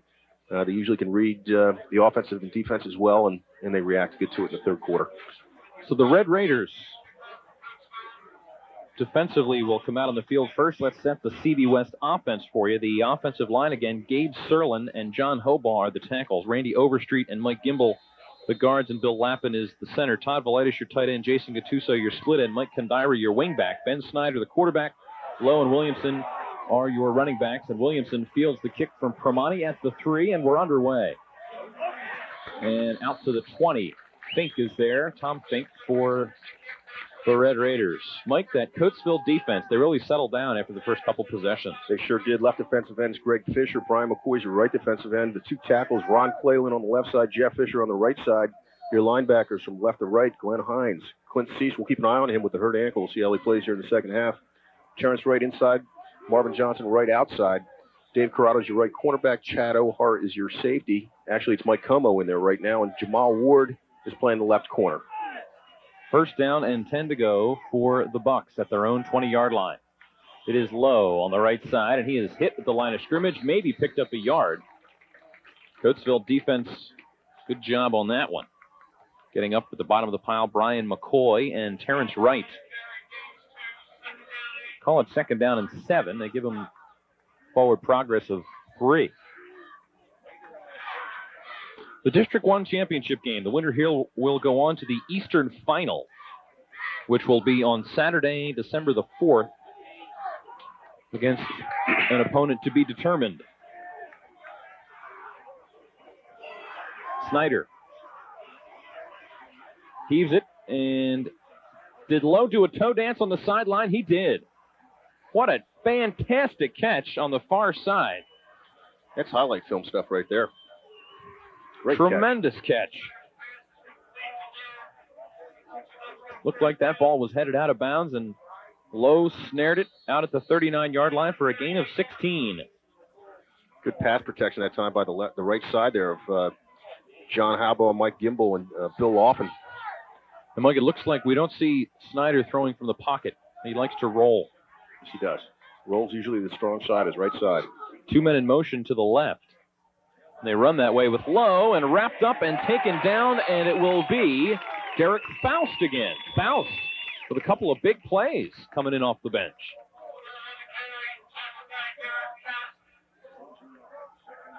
Faust came to play tonight.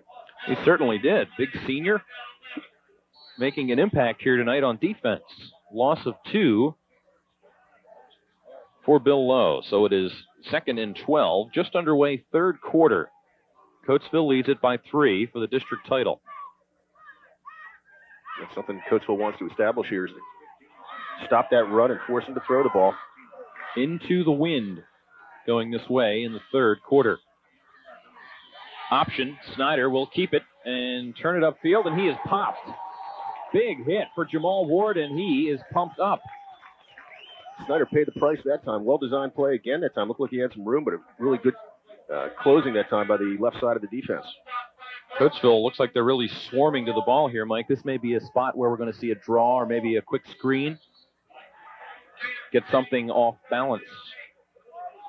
CB West had a very well-designed screen in the second quarter. A 35-yard pickup almost went all the way. Good situation for it. Good call. Third down and 8 here from the 41-yard line for the Bucks. The backs are up tight, and now motion all over the place. Looks like a Chinese fire drill behind Snyder. Now he's back to pass, and he's under pressure. He's flushed, and he'll be taken down for a loss. Coatesville is hitting. There's some popping going on out there right now. And, Mike, they blitzed.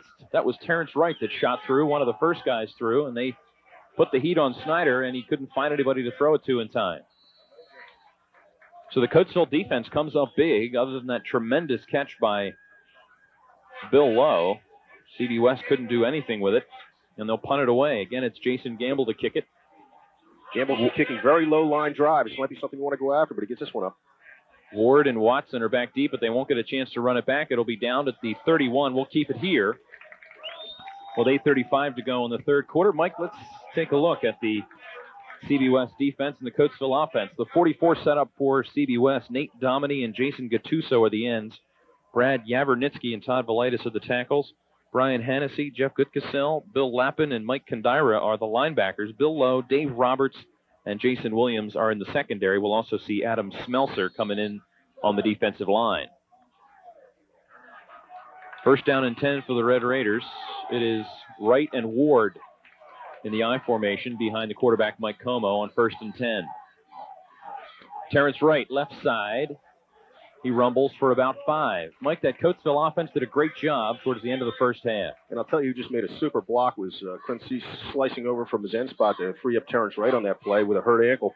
He's your tight end. He'll be shifting left and right. Left tackle Greg Fisher, right tackle Tim Turner. Your guards Ron Clayland and Jeff Fisher. Snapping the ball Phil Gibson. Your quarterback Mike Como.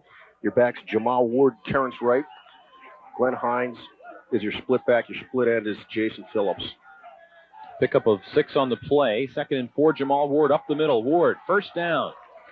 Picks up 6, a shoestring tackle by Gattuso. Could have been a touchdown shoestring right there. Saving tackle.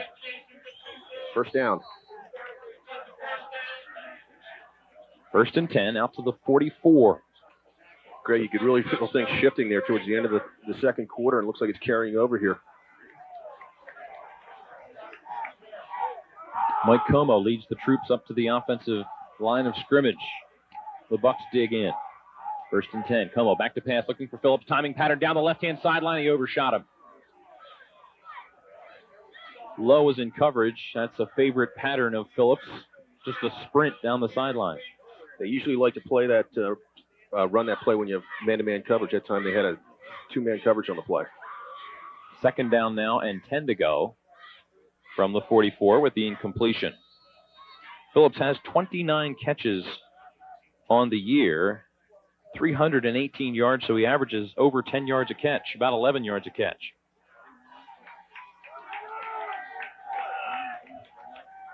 Terrence Wright, right side. He will be wrapped up and taken down. Todd Velitis, first man to hit him from the defensive tackle spot.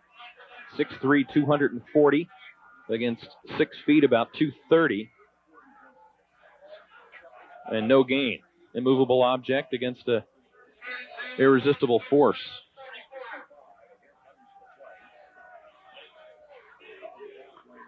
So it's 3rd and 10, likely passing situation here as Ward will in fact check out of the ball game. Extra receiver.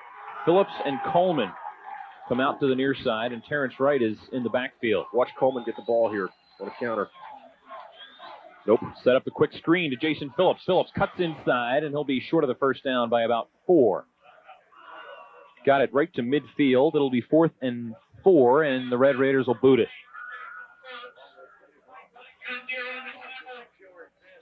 Both defense settling down here. Yeah, the game is settling into a defensive type of rhythm. The ball's right on the midfield stripe. So a good punt here by Ohar, especially, Mike, with the wind at his back. They could really pin CB back deep. Williamson and Lowe stand at their own 15. Could see a fake here, too. Haven't seen a fake all season on a punt. The punter out of your picture.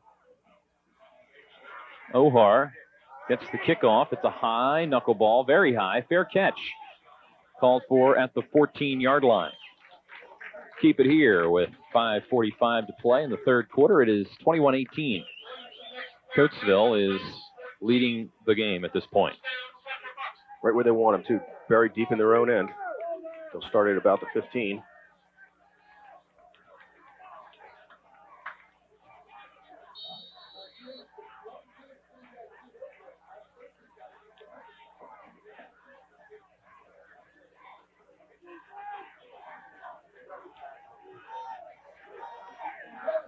First down and 10.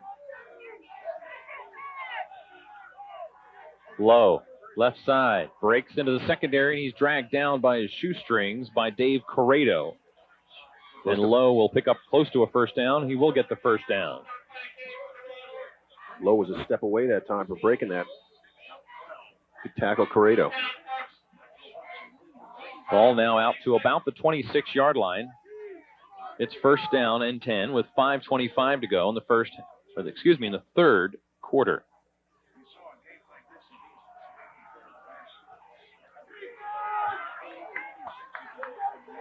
Ben Snyder leads CB West up to the line of scrimmage. Kandira in motion to the near side. Pitch it to Lowe. Lowe with some great blocking, and he goes into the secondary, and Mike Como drags him down across midfield. Starting to have success off that left side.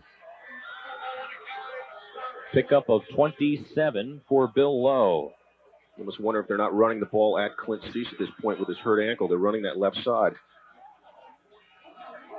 Cease is in the ball game. He hasn't missed any plays.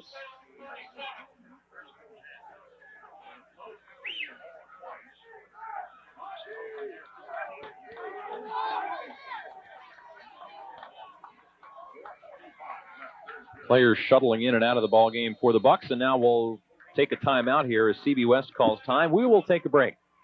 4 minutes, 42 seconds left to go in the third quarter. 21-18 Coatesville. The close one. We'll come back after this break. Prepared the slightest bit improperly, a dish of blowfish can be lethal.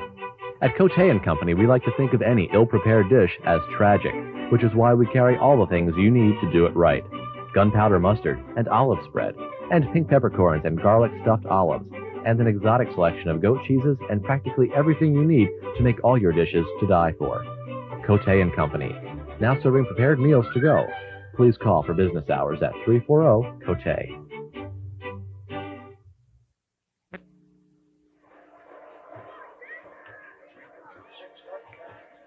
Greg Milligan, Mike McAleer, and the Suburban 7 crew. We've got Doug Miller and April Ennis in the truck. Alvin Jones, Dick Allen, and John Good on cameras. Dave Greer and James Gittins, along with Sonia Bryant.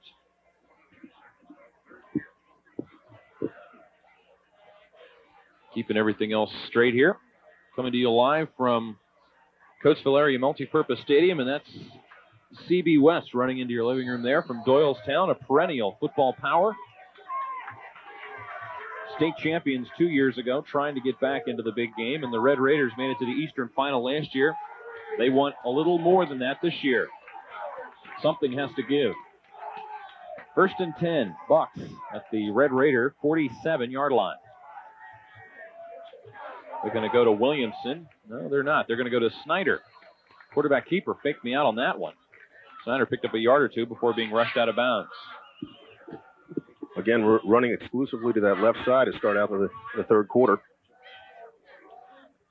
They definitely see something over there. Snyder picked up 2. He got to the 46. Not quite down to nail-biting time yet, Mike, but we're getting there. 3-point game, 4.5 to go in the third quarter. Gattuso comes out to the near side, at the bottom of your screen. Double wing formation. Snyder looking over the middle, complete to the tight end, Velitis. And he'll pick up a first down fumble. And I think Marvin Johnson's got it for the Red Raiders. They are not calling it dead. That looks like it's a Coatesville ball. Yes, the Red Raiders have recovered it. CB West claiming the ball was down on the ground, but not according to the referees. And CB West can't believe it. Marvin Johnson with the opportunistic recovery. Big turnover. You could feel the flow of the game going the other way there for CB West, and big turnover. First turnover of the night for the Bucks. 1st and 10, Red Raiders, 40-yard line. Como, quarterback keeper. He picks up 8 or 9. I don't know if that was a design play or not, Mike. No, actually it wasn't. I'm listening to some of the coaches over here. Como was supposed to go to the right that time. He went left at that time. Must have seen something. Picked up 9. Or he got real lucky. He's probably the only one that can tell you that. I'm sure he'll tell you he saw something. Yeah, he saw something. They'll take the 9. 2nd down and short here, Mike. This is almost like a free play. You could do maybe a play action and go deep. We'll see what they do. Phillips is at the top of your screen. Nope, they'll take the first down. Up the middle, it's the big guy. Terrence picks up 3 and a first down. Tell you what they want to do here is eat this clock up and get 7 on the board. Control football here, eat up clock.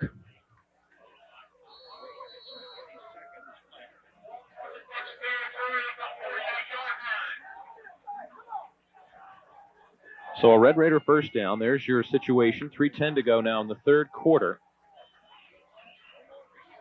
48-yard line of CB West. The Red Raiders. Jamal Ward, right side. He falls forward, picks up about 3 on the play. Gattuso is there. Looked like Mike Gimbel as well.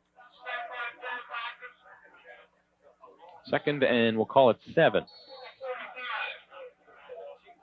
Ward 128 yards on 10 carries tonight. And Wright has 84 on 14. So very solid performance on the ground by the Red Raiders so far tonight. Second and 7. It is Terrence Wright, and he fumbles, and CB West has recovered it. Oh, boy. Wright fumbled it, and it was either Gattuso or Williamson. It's Williamson who falls on it. And the Coatesville offense can't believe it. They're just standing there. Third turnover of the game for the Red Raiders. Fumbled it right back. So the Bucks get an opportunity now. That's something we've rarely seen this year, is Terrence Wright giving the ball up. 41-yard line. CB West will take over. So both teams fumble between the 40s. And now CB West takes over. 2 minutes to go in the third quarter. 21-18 Coatesville. Flags. I think we might have Coatesville offside. Somebody in the defensive, one of the officials back in the defensive secondary is going to call this delay of game against CB West. Too much time. That's the guy with the clock. Looked like Jeff Fisher had lined up in the offside zone, but he was able to get back. Yep, he jumped but was able to get back.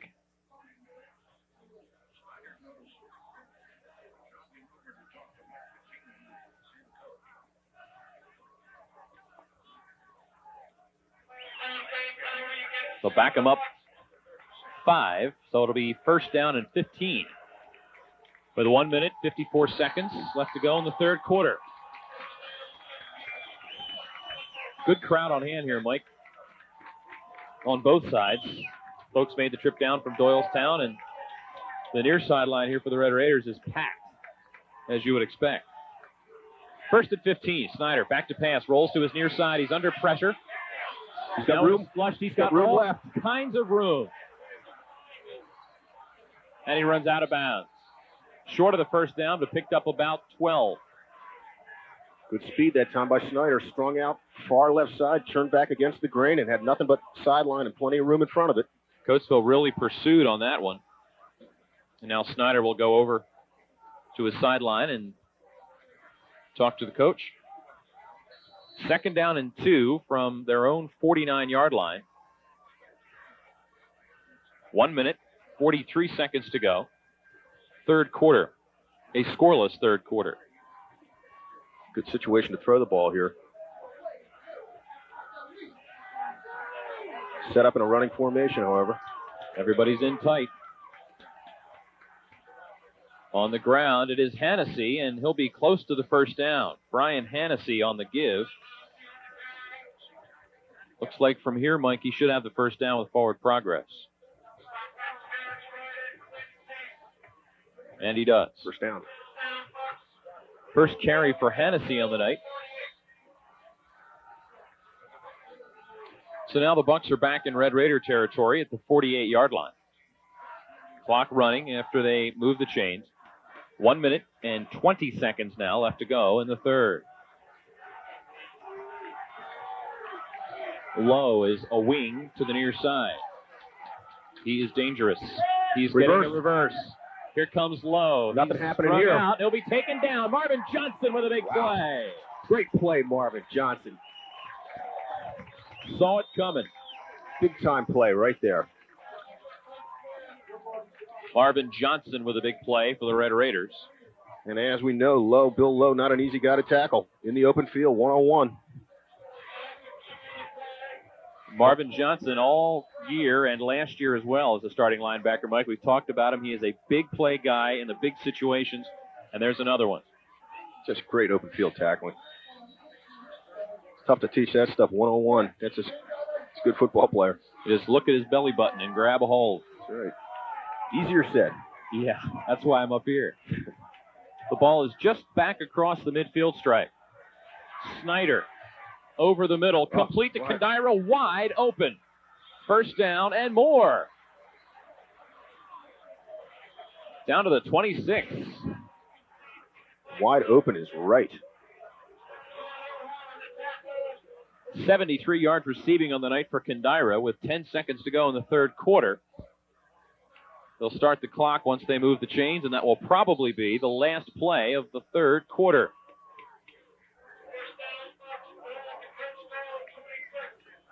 And it will be. So after 3 quarters of play, there's your situation. Coatesville 21, Central Bucks West 18. The District 1 title is on the line. We'll come back for the final 12 minutes after this break. Eagles Peak Springwater has been serving Bucks in eastern Montgomery County since 1958. When you reach for the peak, you reach for the best. And for new customers only, mention this ad and receive 2 free bottles with rental or purchase of dispenser. Call toll-free. For 3 generations, Barblin Carpets has served the Bucks County area with a wide selection of wall-to-wall carpeting, featuring famous names like Karastan, Lee's, and Cabin Craft, and their large stock ensures quick delivery by their experienced installers. Barblin also stocks a complete line of Armstrong, Congolium, and ceramic tiles, braided as well as modern and classic oriental rugs, and a complete selection of wood flooring, plus the area's only full-service workroom for repairs and custom orders. When it comes to flooring, trust the name people have come to for 40 years, Barblin Carpets. What makes a great sports bar? A great sports bar has games, live entertainment, a satellite dish, happy hour, and of course, good food. A great sports bar is Rookie's Sports Bar and Grill, Doylestown. Bring your friends to Rookie's and play some pool or foosball. Catch all the games on Rookie's satellite dish and enjoy live entertainment Saturday nights. Stop in for lunch or dinner and choose from juicy burgers, cheesesteaks, and pizza, plus platters and hand-cut French fries. Rookie's, a truly great sports bar 1.5 miles north of Doylestown on Route 611, featuring 15-cent wings weekdays during happy hour. Share the enchantment of the season at Alston's Hallmark. Here you can capture those cherished holiday memories with Hallmark keepsake ornaments. Send loving holiday wishes with elegant original cards from our Hallmark box card selection. And create beautiful, unique packages with our Christmas gift wraps, trims, bags, and accessories. We have the lowest Christmas roll wrap prices in 12 years based on cost per foot. And it's only at Alston's Hallmark in the Doylestown Shopping Center next to Hetz's.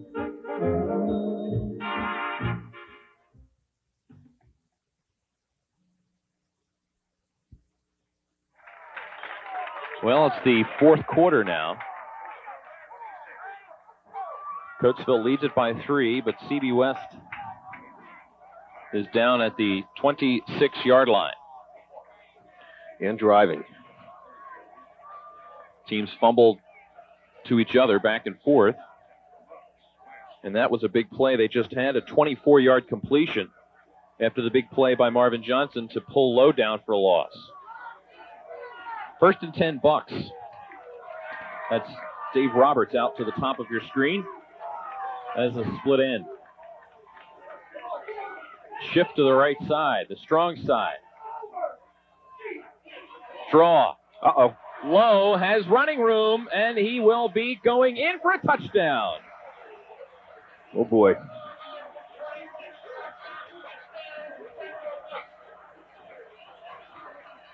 Lowe with his 3rd score of the day. 7 seconds into the fourth quarter, and the Bucks are back on top. Lowe started right between the guard and the center and popped back left against the grain. Found plenty of room. Good speed. Looked like CB West made a switch to the right side, and Coatesville didn't react in time, and this is a big extra point, Mike. If this extra point is good by Jonathan Yensha, CB West leads by 4, and Coatesville would need a touchdown to take the lead. Here's the extra point attempt. That one's good. 25-21. CB West leads it. 11 minutes, 53 seconds left in the season for one of these teams. We'll come back after this break.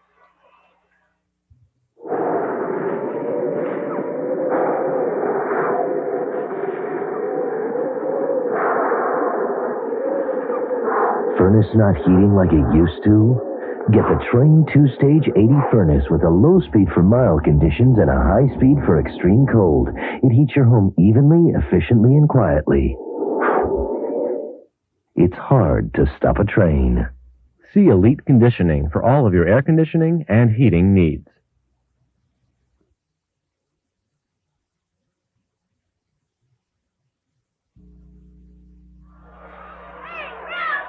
Well, CB West has taken the lead after the Coatesville fumble.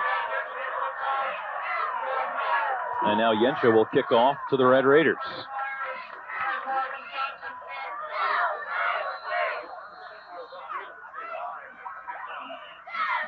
And the ball blows off the tee. Remember, CB West has the wind at their back here in the fourth quarter. And they may end up needing somebody to hold the ball.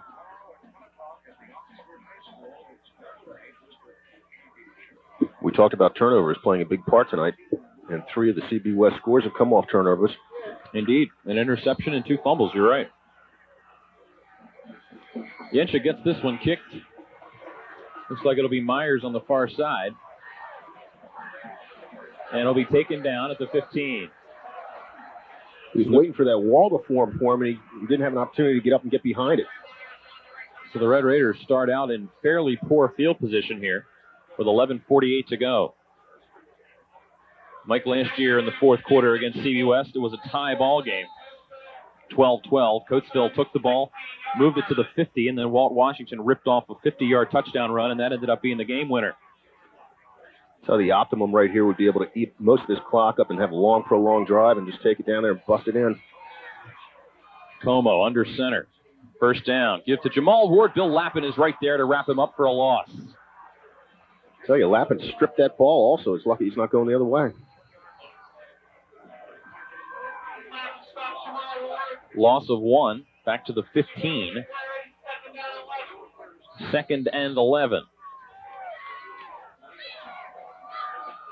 Coatesville's got their full complement of timeouts remaining, 3, and CB West has 2, with 11 minutes left to play in the ball game. And right now, Terrence Wright, number 23, as you can see, is out of the ball game.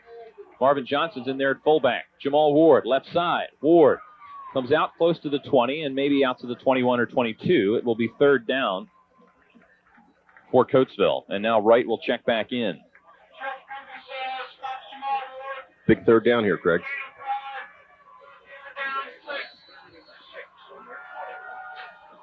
One play that's been successful for them throughout the year in this type of situation is a quick slant to Jason Phillips.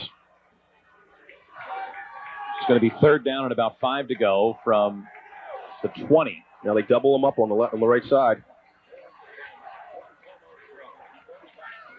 Terrence Wright, left side, puts his head down and looks like he'll be short of the 1st down. Jeff Goodkessel is there. Depends on the spot. And they're going to measure this one. So we'll see as they bring the change across, and we'll get the measurement for you. And I believe John Good, our cameraman down on the sideline, is looking right down the line of scrimmage. So yeah, there we go. We should be able to get the measurement out. Nice shot, John. Stretch the chain, and it's short by about that much. About 4 inches. Got to go. Well, got to go. At Salesianum earlier this year, Coatesville had 4th down inside their own 20, went for it and got it, and ended up winning the ball game.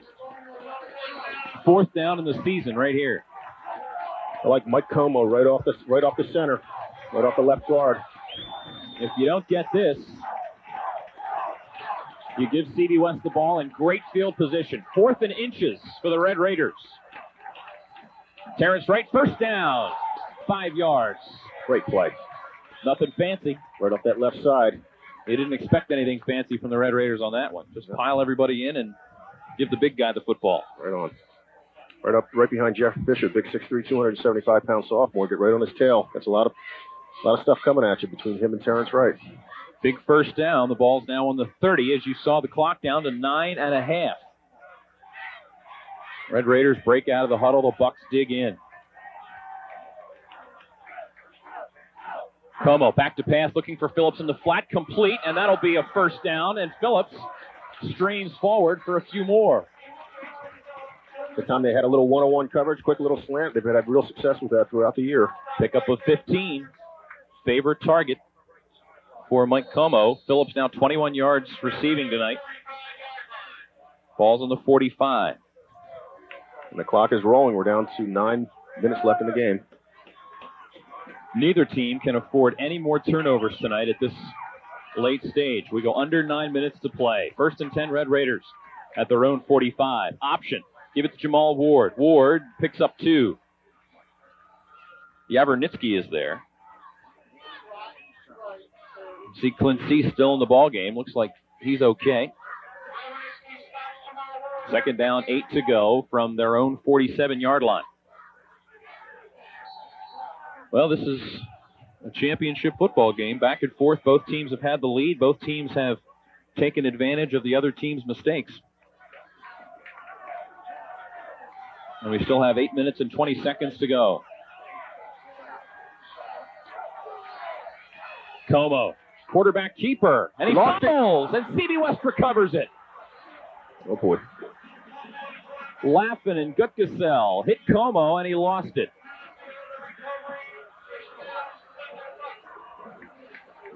The words were hardly out of my mouth about the turnovers, and there was a fumble.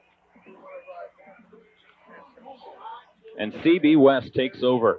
Oh, boy. Big, big turnover. Coatesville putting together a drive, getting some momentum, and they cough it up.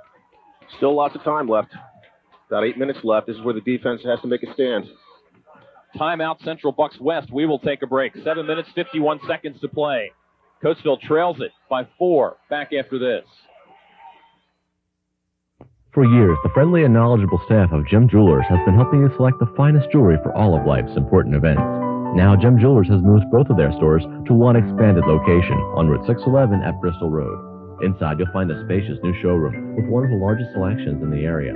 You'll find great values on their large selection of diamond engagement rings, watches, and designer jewelry. Their new line of porcelain figurines make great gifts, too. They do all of their own work, and a graduate gemologist is always on hand. So for all this and the same great prices, stop in at Gem Jewelers.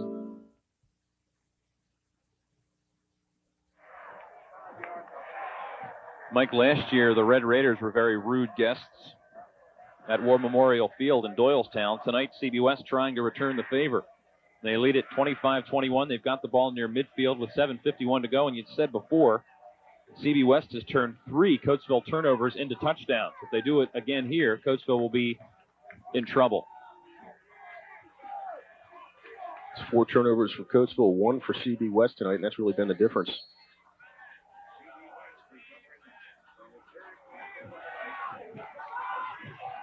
First and 10 for the Bucks at their own 48-yard line. Kandira in motion.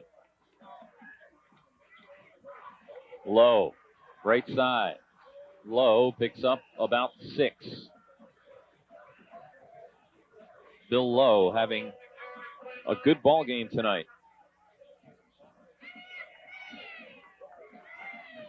.121 yards rushing on the night on 12 carries for Bill Lowe. Checking into the ball game for the Red Raiders is Amir Hudson, 6 feet, 300 pounds, sophomore, and he is replacing Jeff Fisher. Fisher, you'll recall, was injured in the first half, and he may still be feeling the effects of that injury. 2nd and 4, Snyder looking to throw, under pressure by Clint Cease, and Cease will nail him. Mike Cleveland was there in support. Great speed that time by Cease to get out there with him. And then when Snyder tried to cut it back and shake him, Clint closed on him and finished it. What ankle? Right. No effects on that one. You can see the tape on his left ankle. 6:40 to play, and now CB West 3rd and 13. Coatesville coach is up in the box here yelling, watch for the draw. This is where you look for a turnover also. If they're going to put it in the air, this is where you can pick one. Big play here. Time starting to become a factor. 6:20 to go in the ball game. 3rd and 13 from the 46. Snyder. Time. He's got plenty of time. Throws it downfield. Wide open is Bill Lowe for the first down. Wow. Wide open. 22 yards. getting all sorts of time back there to roll and to look, and that time low again. He's sneaking out of the coverage. Down to the 31-yard line and out of bounds to stop the clock with 6 minutes now, 10 seconds left to play. That was a big play, Mike. Got to give credit to that offensive line. Snyder brings the Bucks up to the line of scrimmage. Low in motion.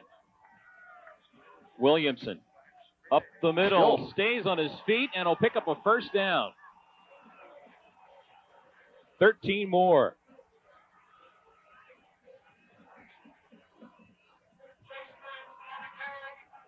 And the Bucks are moving it down to the 18-yard line with 6 minutes left to play.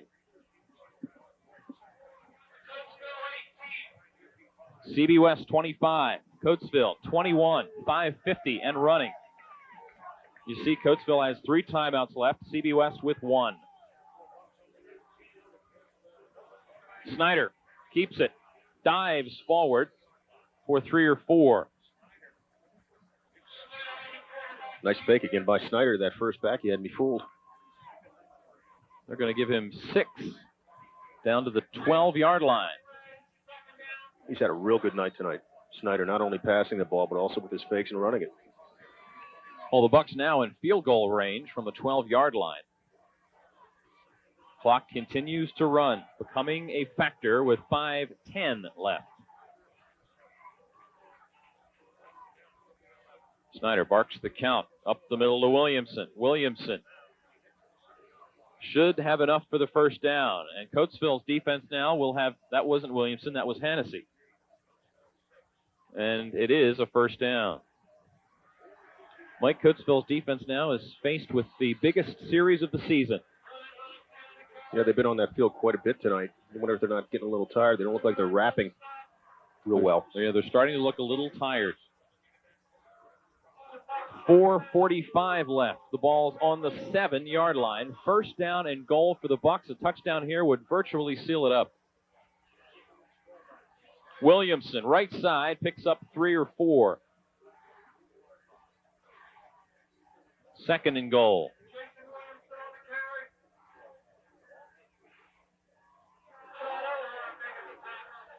Four minutes and 20 seconds left.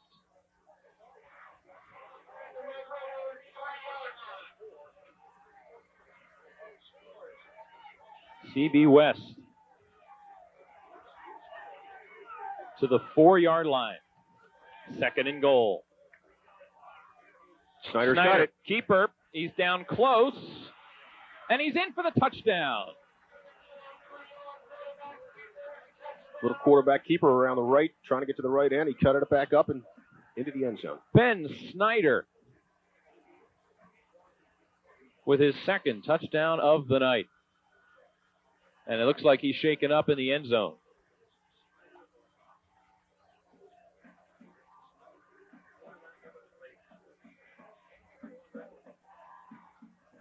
I think you could sum up the second half in a couple words. Actually, one word. It's called turnover.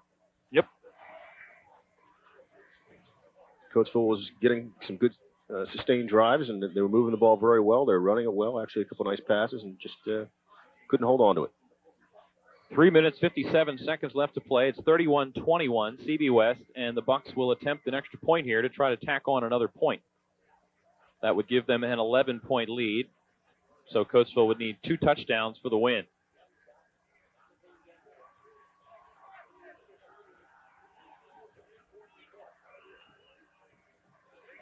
Jonathan Yensha will attempt the extra point as Snyder gets up and will be helped off. CB West has cashed 4 Coatesville turnovers in for touchdowns. 4 of them out of 5 touchdowns. Yensha for the extra point.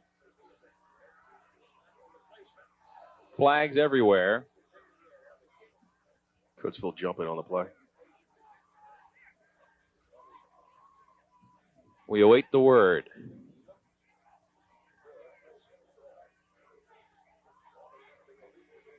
No. False start against the Bucks, so that will make it a little more difficult. And again, it's a big point here. If CB West misses, It's a 10-point lead.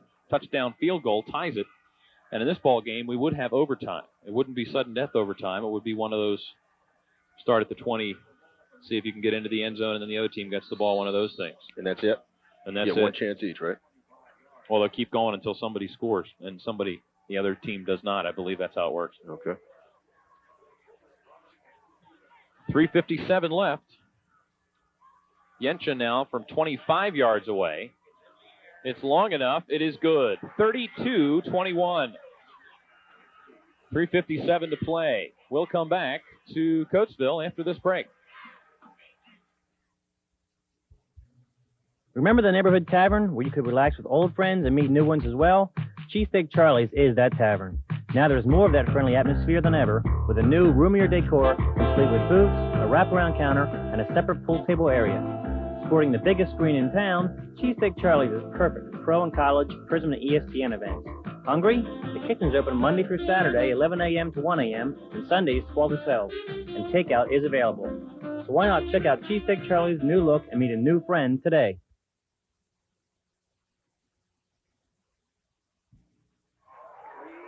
Yensha getting set to kick. The Red Raiders, Mike, they're going to need a quick score. And then they've got to get the ball back. They've got 3:57 left. They've got all 3 timeouts. Look for a reverse here on the kickoff, something we might see. Or a fake reverse. They may try to get the ball into Jamal Ward's hands. Ward is on the far side. Again, Yensha's got the wind at his back. They kick away from Ward. Kick it to Myers at the 4. Andre Myers.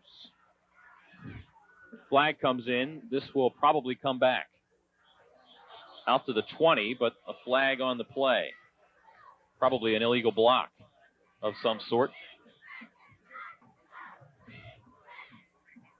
Well, the Red Raiders led 21-18, but 2 fourth-quarter touchdowns and a clip against Coatesville, and that certainly doesn't help.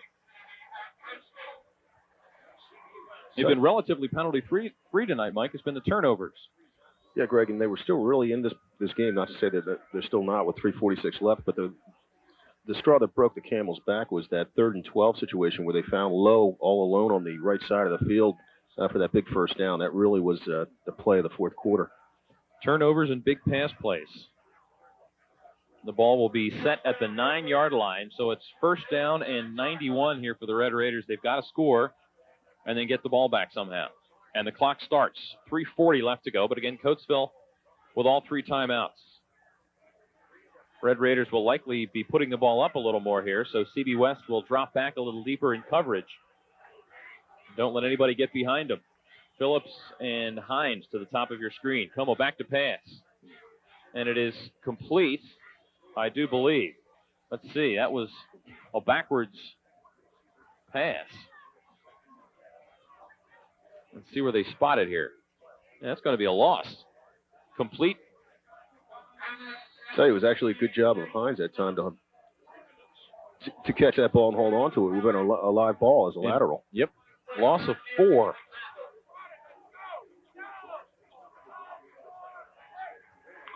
Down to 2:50 to go. The ball's at the 5-yard line. The Red Raiders a little slow getting out of the huddle here. Ward is the wing to the near side, and Phillips is split wide. And they'll go to Terrence Wright on the right-hand side on the draw. Wright dragging tacklers out to the 33-yard line. So they'll stop the clock to move the chains. Should call right at the line. They should call this play right at the line. Should everybody up on the line when that clock starts? Nope. And a timeout. Officials timeout. The Bucks of CB West have an equipment problem, and that helps the Red Raiders out. Coach Pettin on the other side, not real happy with that. Coleman is the wing, and Phillips is out to the bottom of your screen. Como back to pass, under pressure, eludes one tackler.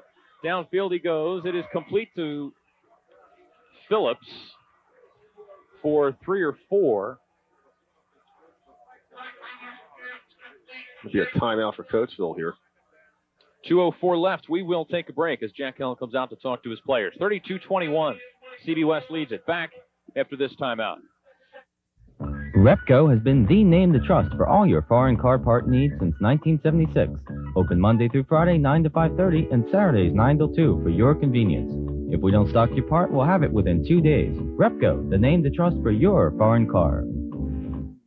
Whether you're in the stands or on the field, Primetime Sports is your athletic headquarters. Locally owned and operated, they feature everything from team caps, tees, and sweats to replica NFL jerseys and official NFL game balls. Remember, when the game's on the line, it's prime time.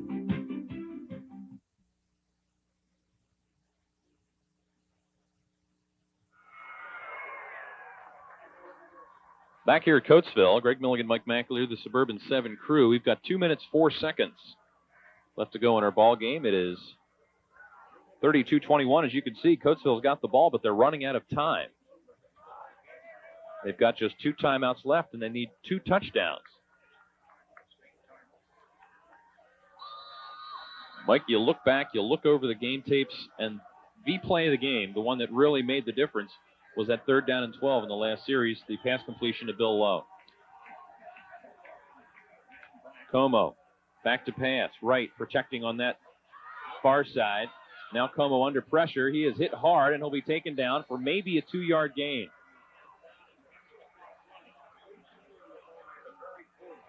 They're going to move quick here. 1:47. Clock running. Coatesville not normally needing to run the 2-minute offense. They're normally ahead in these situations. They certainly haven't found themselves in a situation where they were down by this much with such little time to go. Down to a minute and a half. Coatesville took about 15 seconds there in the huddle, and Mike, I don't think they're going to be able to get this done. They're just got too much against them here. Too little time and too many points. Como under pressure. He's got Phillips over the middle, complete. And he'll be taken down at midfield. They'll stop the clock to move the sticks. 1:08 left. And they also take a timeout here, their last timeout. Well, we will take a timeout. 68 seconds left before District 1 champion is crowned. We'll be back to Coatesville after this break. The Callow Hill collection of country furniture is handmade in our own shop. We offer a wide variety of items available in a choice of 5 stains, 5 paints, or combinations thereof. And entertainment cabinets are a specialty. If you need yours taller, shorter, wider, deeper, then you should look into ours. See furniture for the way you live at prices you can live with. The Callow Hill collection at the Dry Sink, Route 202, New Britain.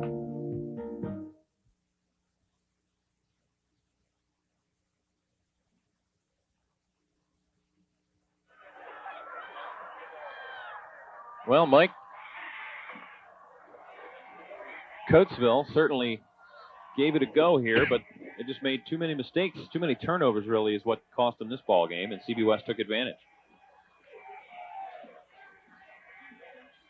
Over the middle, it's Jamal Ward. Ward gets the completion, 35-30, and he'll be taken down. They'll move the chains again.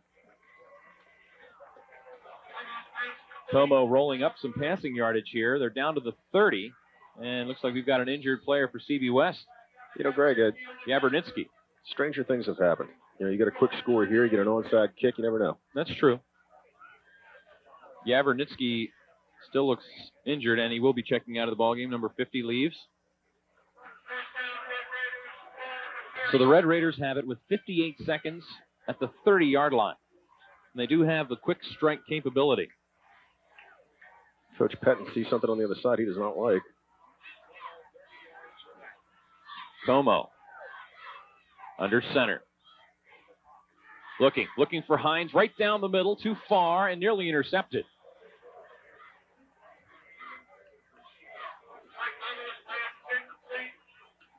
"45 seconds.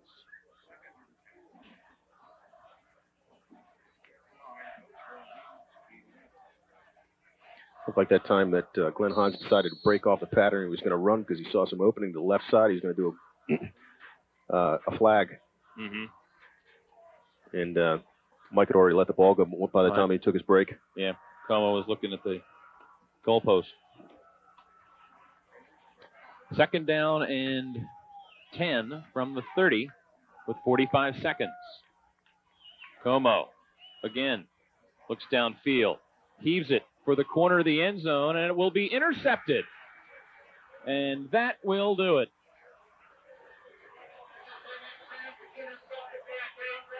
And that's the far sideline. CB West fans can celebrate. Mike, 2 years in a row, the home favorite will lose the district championship game. Yeah, it's against the averages.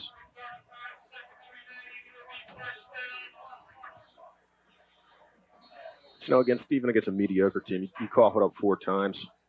You know, you got a good chance of losing. Against a team like this, you're going to lose. The clock starts, 25 seconds and running.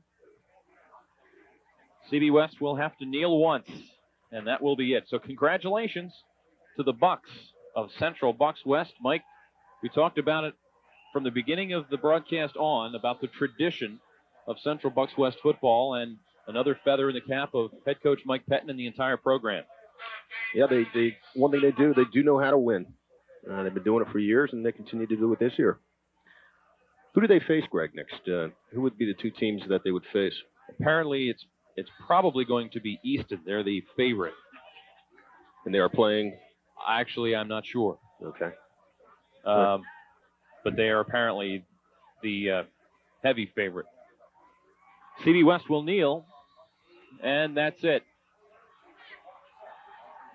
The Bucks of Central Bucks West can celebrate a district championship.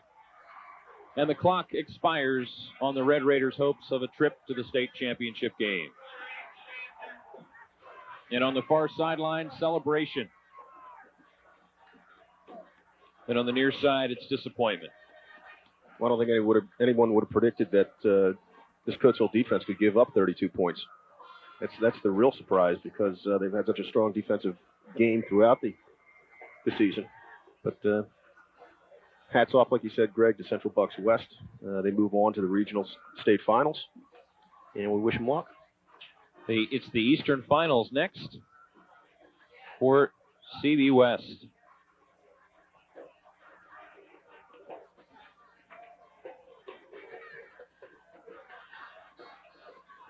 Coatesville drops to 10-1, and CB West improves to 10-1. And Mike, this is the first team not named Cumberland Valley that has defeated Jack Helms, the Coatesville head coach. Well, I guess if you can say you've lost to Cumberland Valley and CB West as your only losses, that's not bad. You're doing okay. And Mike Pettin is now 200 games over 500 as a head coach. He's now 237, 37-4. Not too shabby. Well, that's it. The final score, 32-21. Stay with us. We will take a timeout and we'll come back. Carousel Flowers. A beautiful shop. Filled with fresh flowers. Flowers that last. A single stem. A splendid arrangement. Straight from the heart. Carousel Flowers. A wedding bouquet. A basket of fruit. Plants of all kinds. Port Marion. Plush animals. Balloons. They show that you care. Carousel Flowers. A Doylestown landmark. On Route 202. A friendly shop. With local delivery. FTD. Flowers for all seasons. Flowers for all reasons. Carousel Flowers.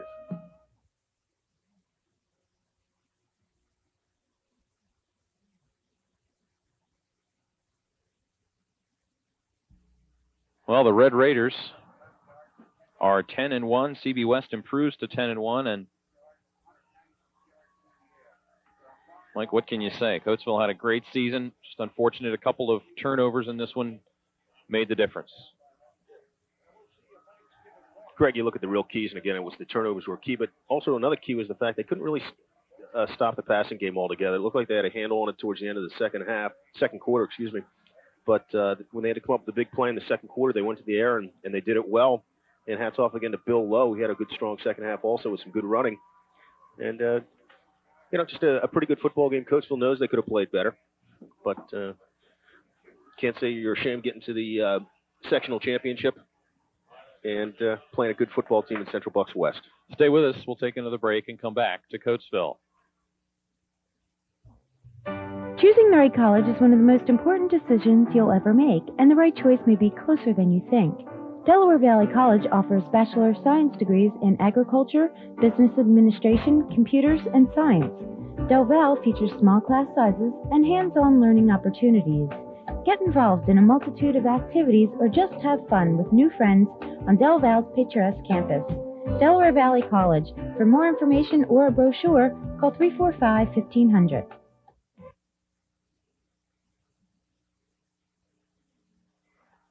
Well, Ben Snyder talking to some of the local scribes as he engineered a comeback in that fourth quarter. 2 touchdowns, and there's the trophy that the Bucks will add to their no doubt bulging trophy case.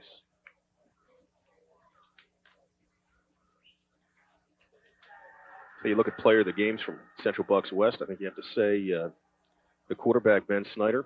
Bill Lowe had a great game. And also the guy that really stood out on defense was Bill Laffin. He was all over the field today. One final 30-second break, folks, and then we'll come back and take a look at the final stats. Stay with us. Back after this.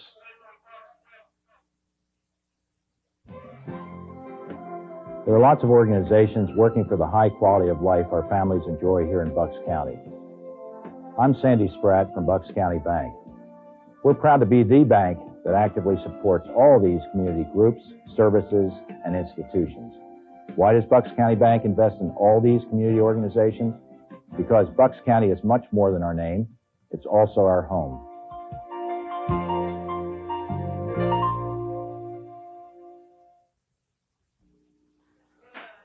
Well, let's take a look at the final stats for tonight's ball game, Mike. First of all, for Central Bucks West, they rolled up some pretty impressive numbers on the ground. Bill Lowe, 12 carries, 121 yards. Ben Snyder, 10 for 28. Williamson, 6 for 26. Mike Kondaira, 2 for 7. 184 yards on the ground. Ben Snyder, 8 out of 11. 195 yards and a touchdown. That's a huge per reception average. 379 yards of total offense, and I don't remember the last time a team rolled up that much offense against Coatesville. No, I can't either, Greg. And one thing they were doing again with that passing game is initially in the game they were burning with different formations and beating them deep with men wide open. In the second half, what they were doing is they were flooding various zones, and he would roll to that zone and look, and he had 3 or 4 receivers, and then he'd pick the one that was being left alone. Some sad pictures on the Coatesville sideline. Clint Cease, Mike Como, Chad Ohar had their hopes set on getting to Altoona, and it will not happen. For the Red Raiders offensively, solid night rushing the ball. Jamal Ward, 13 rushes, 135. Terrence Wright, 18 for 123. Como, 5 for 22. Hines, 1 for -1. 279 yards on the ground. Mike Como, not a bad night throwing. 8 for 13, 84 yards, 2 interceptions. 363 yards offense for Coatesville, but the big offensive statistic, 4 turnovers. Yeah, Central Bucks West was not stopping Coatesville. Coatesville was stopping themselves, and that was the bottom line, turning the ball over. Lowe gets 3 touchdowns, Snyder gets 2, and CB West wins it. We'll take one final break, and then we'll come back to wrap things up from Coatesville. Y'all two-step your honey into the Coach Dog Tavern for live country music 5 nights a week. Treat it to late-night snacks or other appetizing victuals. Or if your baby has achy-breaky your heart, come on in and meet up with some fine, friendly folk. Located on East Street Road in Southampton, the Coach Dog Tavern. Country before country was cool. See y'all there. Since 1971, Stryker Soccer Center has been in Doylestown supplying soccer players like you with the best equipment in the soccer world, including over 150 styles of shoes by Diadora, Mitre, Adidas, Puma, Lotto, Patrick, and more. And Stryker has a full line of uniforms and goalie equipment by Ulsport, Reusch, Umbro, Hummel, and Canon. So come to Stryker for everything you need. Season after season after season after season after season. Stryker Soccer Center. Call us at 348-9400 and visit our store in Doylestown. Now more smart moves in real estate from Coldwell Banker Hearthside. Hi, Chris again from Coldwell Banker. House hunting can certainly be exciting, but without the right help, it's a lot like being in the woods without a guide. One way to avoid all the confusion is with our Coldwell Banker Best Buyer Guidebook. Coldwell Banker wrote it just for home buyers. It helps you determine how much home you can afford and your possible monthly payments. There's a house hunting section that helps you keep track of the homes you visit. And in the financing section, there's information on estimated buyer's costs and financing methods. So before you go looking for a home, get your copy of our Best Buyer Guidebook. All it takes is finding your way to a Coldwell Banker office. Make your smart move in real estate by calling Coldwell Banker Hearthside for your free copy of the Best Buyer's Guidebook today. TaylorMade Carpets and Flooring represents a simple concept, substantial savings, and exceptional customer service. Dan Taylor of TaylorMade divides his commercial and residential work evenly, and his customers in the Central Bucks area can choose from a wide selection of carpeting, as well as vinyl, tile, and hardwood floors. With 20 years in the flooring industry, Dan knows the key to success is customer satisfaction. Let TaylorMade show you how their attractive product lines, unbeatable prices, and unsurpassed customer service provide your home or business with that winning look. Chalfont's best-kept culinary secret is out. The roasted pepper is where to be for daily lunch and dinner specials, a salad bar, an everyday breakfast special for $2.95, and mouth-watering Italian dishes. The diverse homemade specialties include chicken and broccoli stuffed shells, crab meat or shrimp manicotti, and lobster, chicken, or shrimp fra diablo. A children's menu is also available, so before or after the game, do your appetite a favor and visit the Roasted Pepper. Where to go for the area's hottest entertainment, great food at great prices, and a happening new game room? The Amber Inn, of course. You've got to check out their new 52-inch jumbo screen for Phillies and Eagles games. And don't forget their awesome after-work parties on Thursdays. Be a part of the Inn crowd. The Amber Inn. This is a pre-owned Mercedes-Benz. It comes with an exclusive limited warranty. But first, like all certified pre-owned Mercedes, it must pass over 80 different inspections. Pre-owned Mercedes-Benz. We, too, put them on a pedestal. For quality and selection, see Keenan Motors on Route 611 in Doylestown. 2 years in a row now, the road team has defeated the home team in the district championship game, and this has certainly become the rivalry that everyone expected it to become. Coatesville, on the other hand, Mike, they still have a ball game to play. Thanksgiving against Downingtown. If they lose that one, they don't even win their own league, so they certainly have to get fired up to play another game in 5 days. Yeah, I think, you look at the senior players, and they have to be extremely disappointed how things turned out here tonight. But, here we go. We face Downingtown on Thursday, and I'm sure the seniors are everybody pumped up and ready to go to play that football game and win the Chestmont, if nothing else. Well, congratulations to the Bucks of CB West as they win the district, and we'll move on to the Eastern Final. Congratulations also to the Coatesville Red Raiders on a tremendous season. For the Suburban 7 crew and for Mike McAleer, this is Greg Milligan from Coatesville. Again, the final score, CB West 32, Coatesville 21. The Bucks are the district champions. So long, everybody.